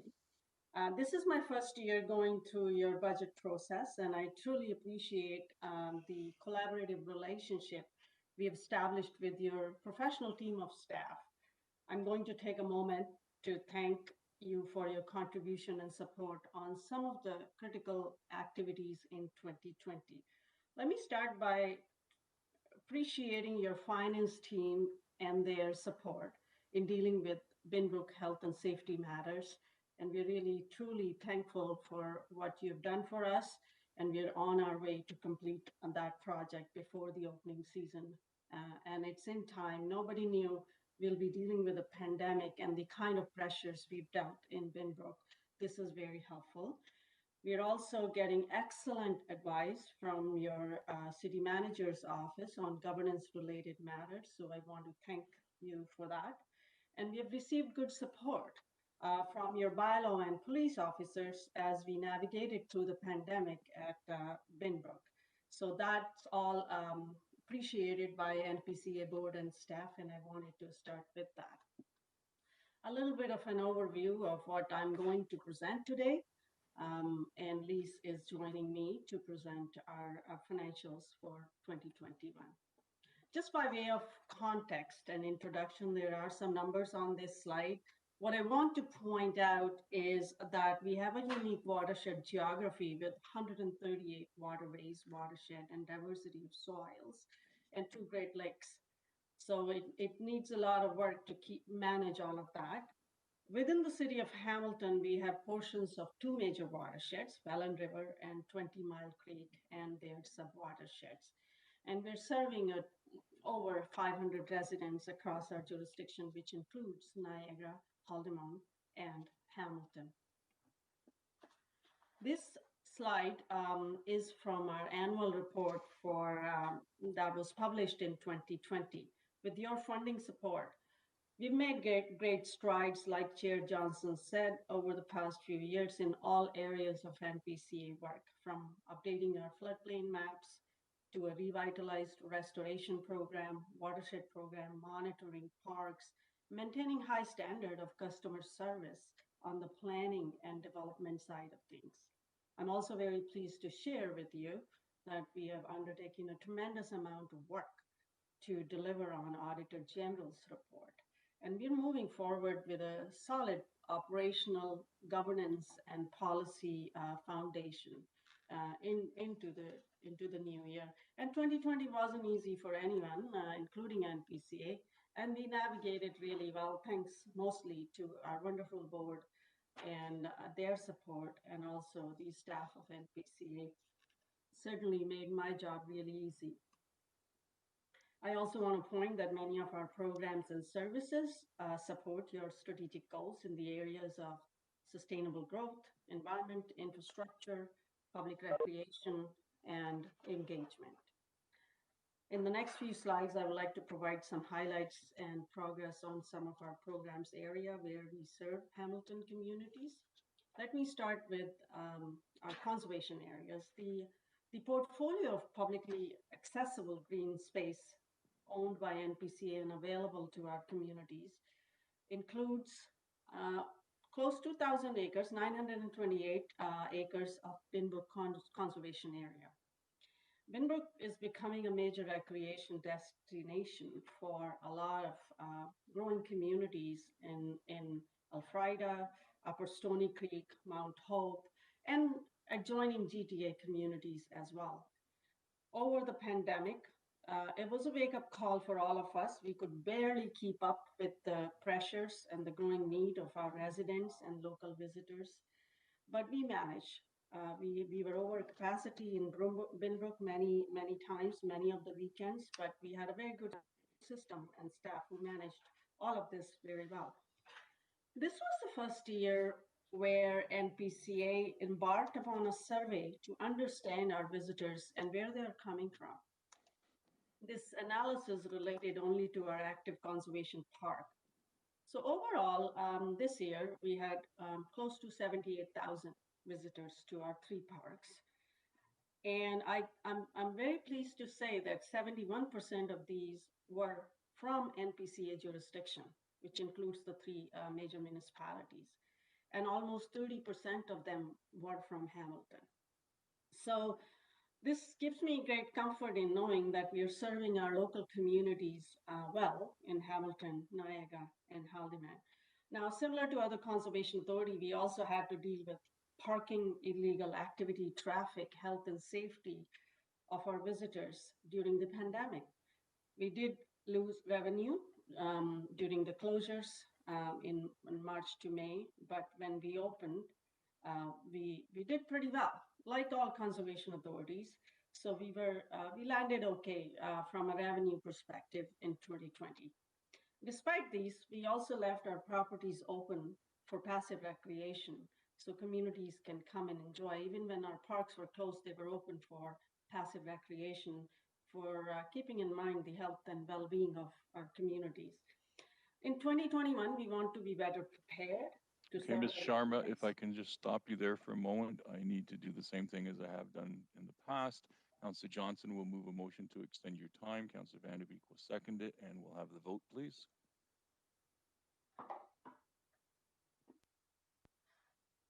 The vote is up.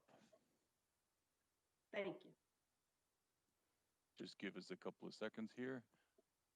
It's closed. The vote's closed. Thank you. And it carried 11-0. Please proceed. Thank you. So what I was saying is that in 2021, we will be ready with the septic system. Hopefully that is done before the season begins. And we've launched a new reservation system upgrades to accommodate the high demand of our conservation areas. NPCA also offers a wide range of science-based services to Hamilton communities. They range from monitoring to restoration to watershed data collection, natural heritage, source water protection, and integrated watershed planning. I will provide a brief description on some of these activities in the presentation later on. So in keeping with our mandate of protecting people and property from natural hazards, NPC has mapped the floodplain of approximately 80 kilometers of watercourse in Hamilton. This covers major watercourses such as the Ballon River and 20 Mile Creek. Data is critical, as we know, in supporting planning and infrastructure projects in Hamilton and the region. We also undertake dam safety assessments as per MNR guidelines every 5 to 6 years to ensure that Binbrook Dam continues to provide hazard protection to surrounding communities. The last safety assessment for Binbrook Dam was done in 2016, so it's due in the coming years. We have installed 4 additional monitoring wells along the dam earth dike, which provides us far greater ability to manage and monitor the stability of the dam. And it's done 4 times a year. NPC also has a very impressive network of monitoring stations. We weather forecasting daily and manage a network of 10 climate and 21 water level stations. 3 of these are located within the city of Hamilton. We are the first conservation authority to also have launched a mobile application called Alertable. Now we can issue flood bulletins to communities directly as part of our flood forecasting role. Annually, we monitor water quality at 67 surface water quality stations and 11 groundwater stations. 11 of these stations and one groundwater station is in the city of Hamilton. We now have over 20 years of data, water quality data records from this program that are critical in evidence-based decision making. So NPCA, we are committed to supporting your planning and sustainable growth initiatives through our planning mandate. This is carried out in 4 different ways. Our comments on development planning matters through the Planning Act, our comments on official plans and bylaw updates, and regulating development activity via permits under Regulation 155/06 and through Conservation Authority Act, protection of wetlands, shorelines, escarpment areas through compliance and enforcement functions of NPCA. Our jurisdiction continues to experience major growth pressures, especially in the areas of Hamilton as well. And to proactively support this, we've made several improvements to further strengthen our service delivery in planning and permitting. Now, if you see on this map, over the past years, our workload has significantly increased across our jurisdiction. On average, 1,000 plan review and permits are processed. Approximately 8% of that workload is within the city of Hamilton. We are currently supporting your municipal comprehensive review initiative and any associated data needs coming out of that for watershed and other urban boundary expansion. In future, our focus is on proactive data collection to support you with timely and relevant watershed information for any sub-watershed studies in the new growth areas.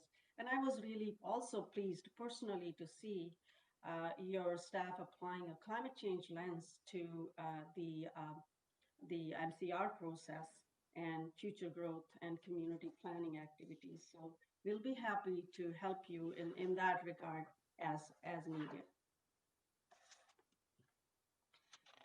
Our restoration program, in 2023, projects were implemented, creating 1.3 hectares of wetland habitat in Hamilton, in the Binbrook and Stony Creek areas. The 2021 uptake is really good. This was a restored restoration program from previous years. The program has also leveraged funds through partnerships to the tune of 3-to-1 return on investment. And the numbers are on the slide from previous years are really impressive, and they are from across our jurisdiction. We monitor an extensive network of approximately 1,500 volunteers. We reach out to approximately 8,000 students annually on average through our camps and day programs.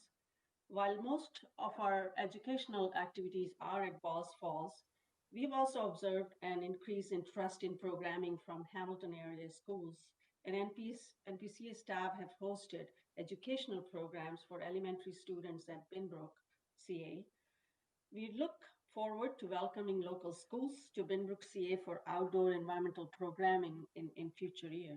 We have also partnered with other Hamilton organizations like Earth Day Hamilton Burlington for the past 3 years.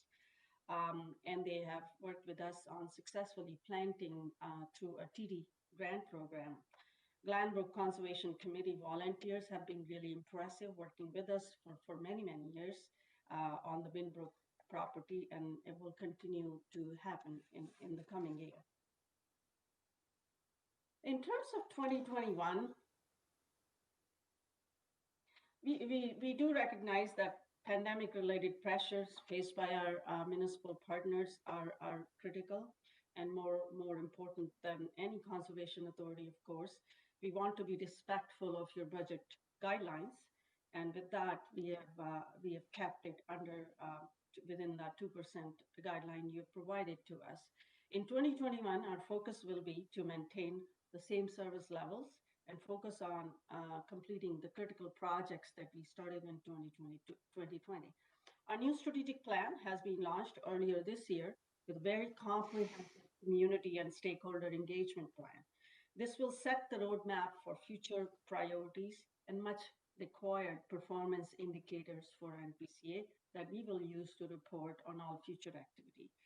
Conformity with Bill 229 amendments will take priority in 2021, and we're looking forward to working with your team on accomplishing that smoothly.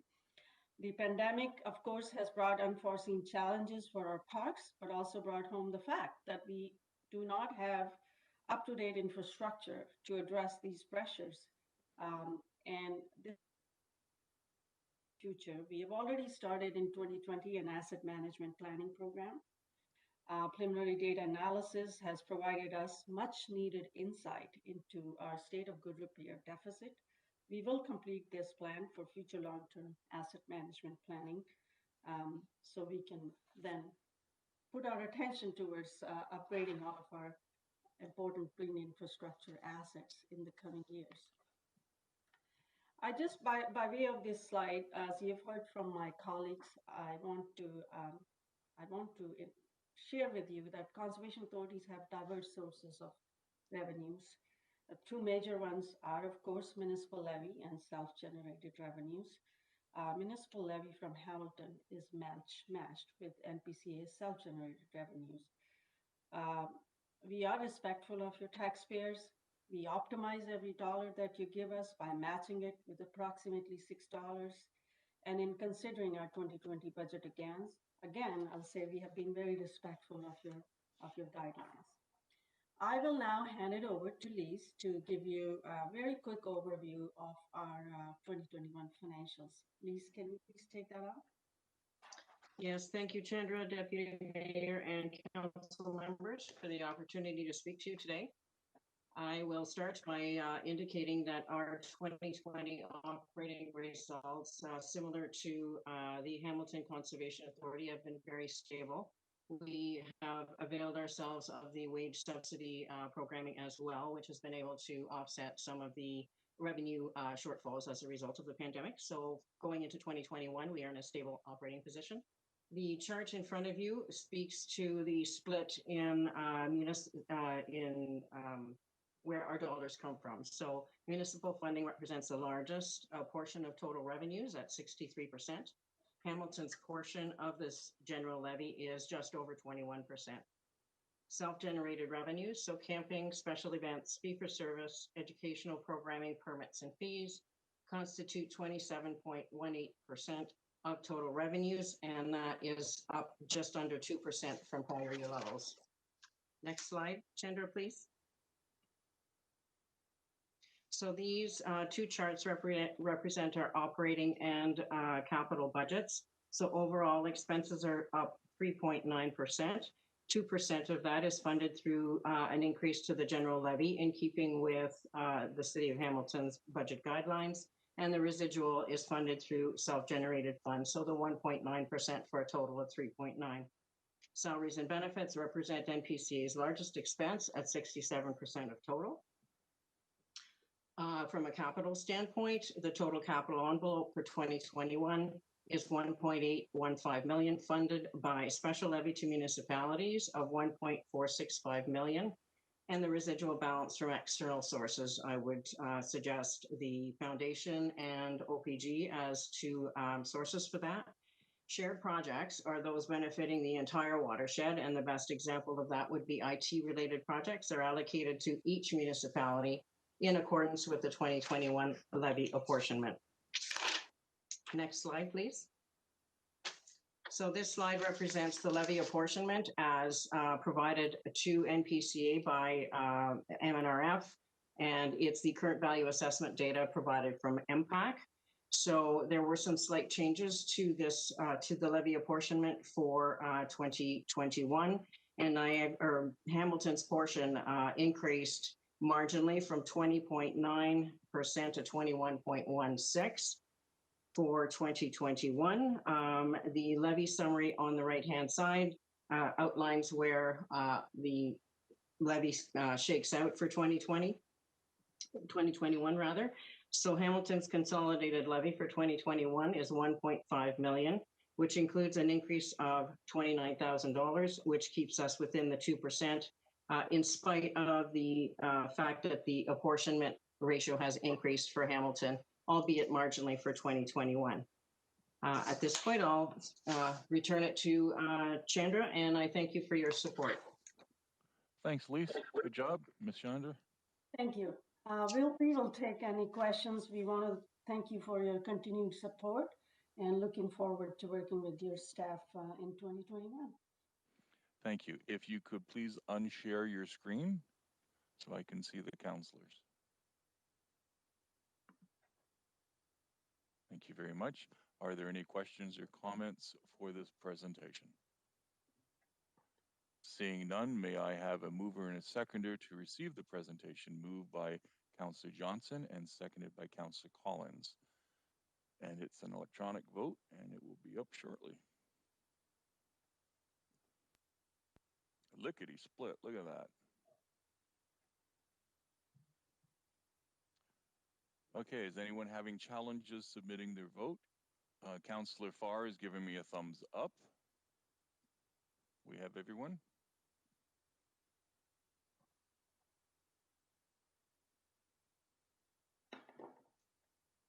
And that vote carried 12-0. Thank you very much for your presentation today. We really appreciate it.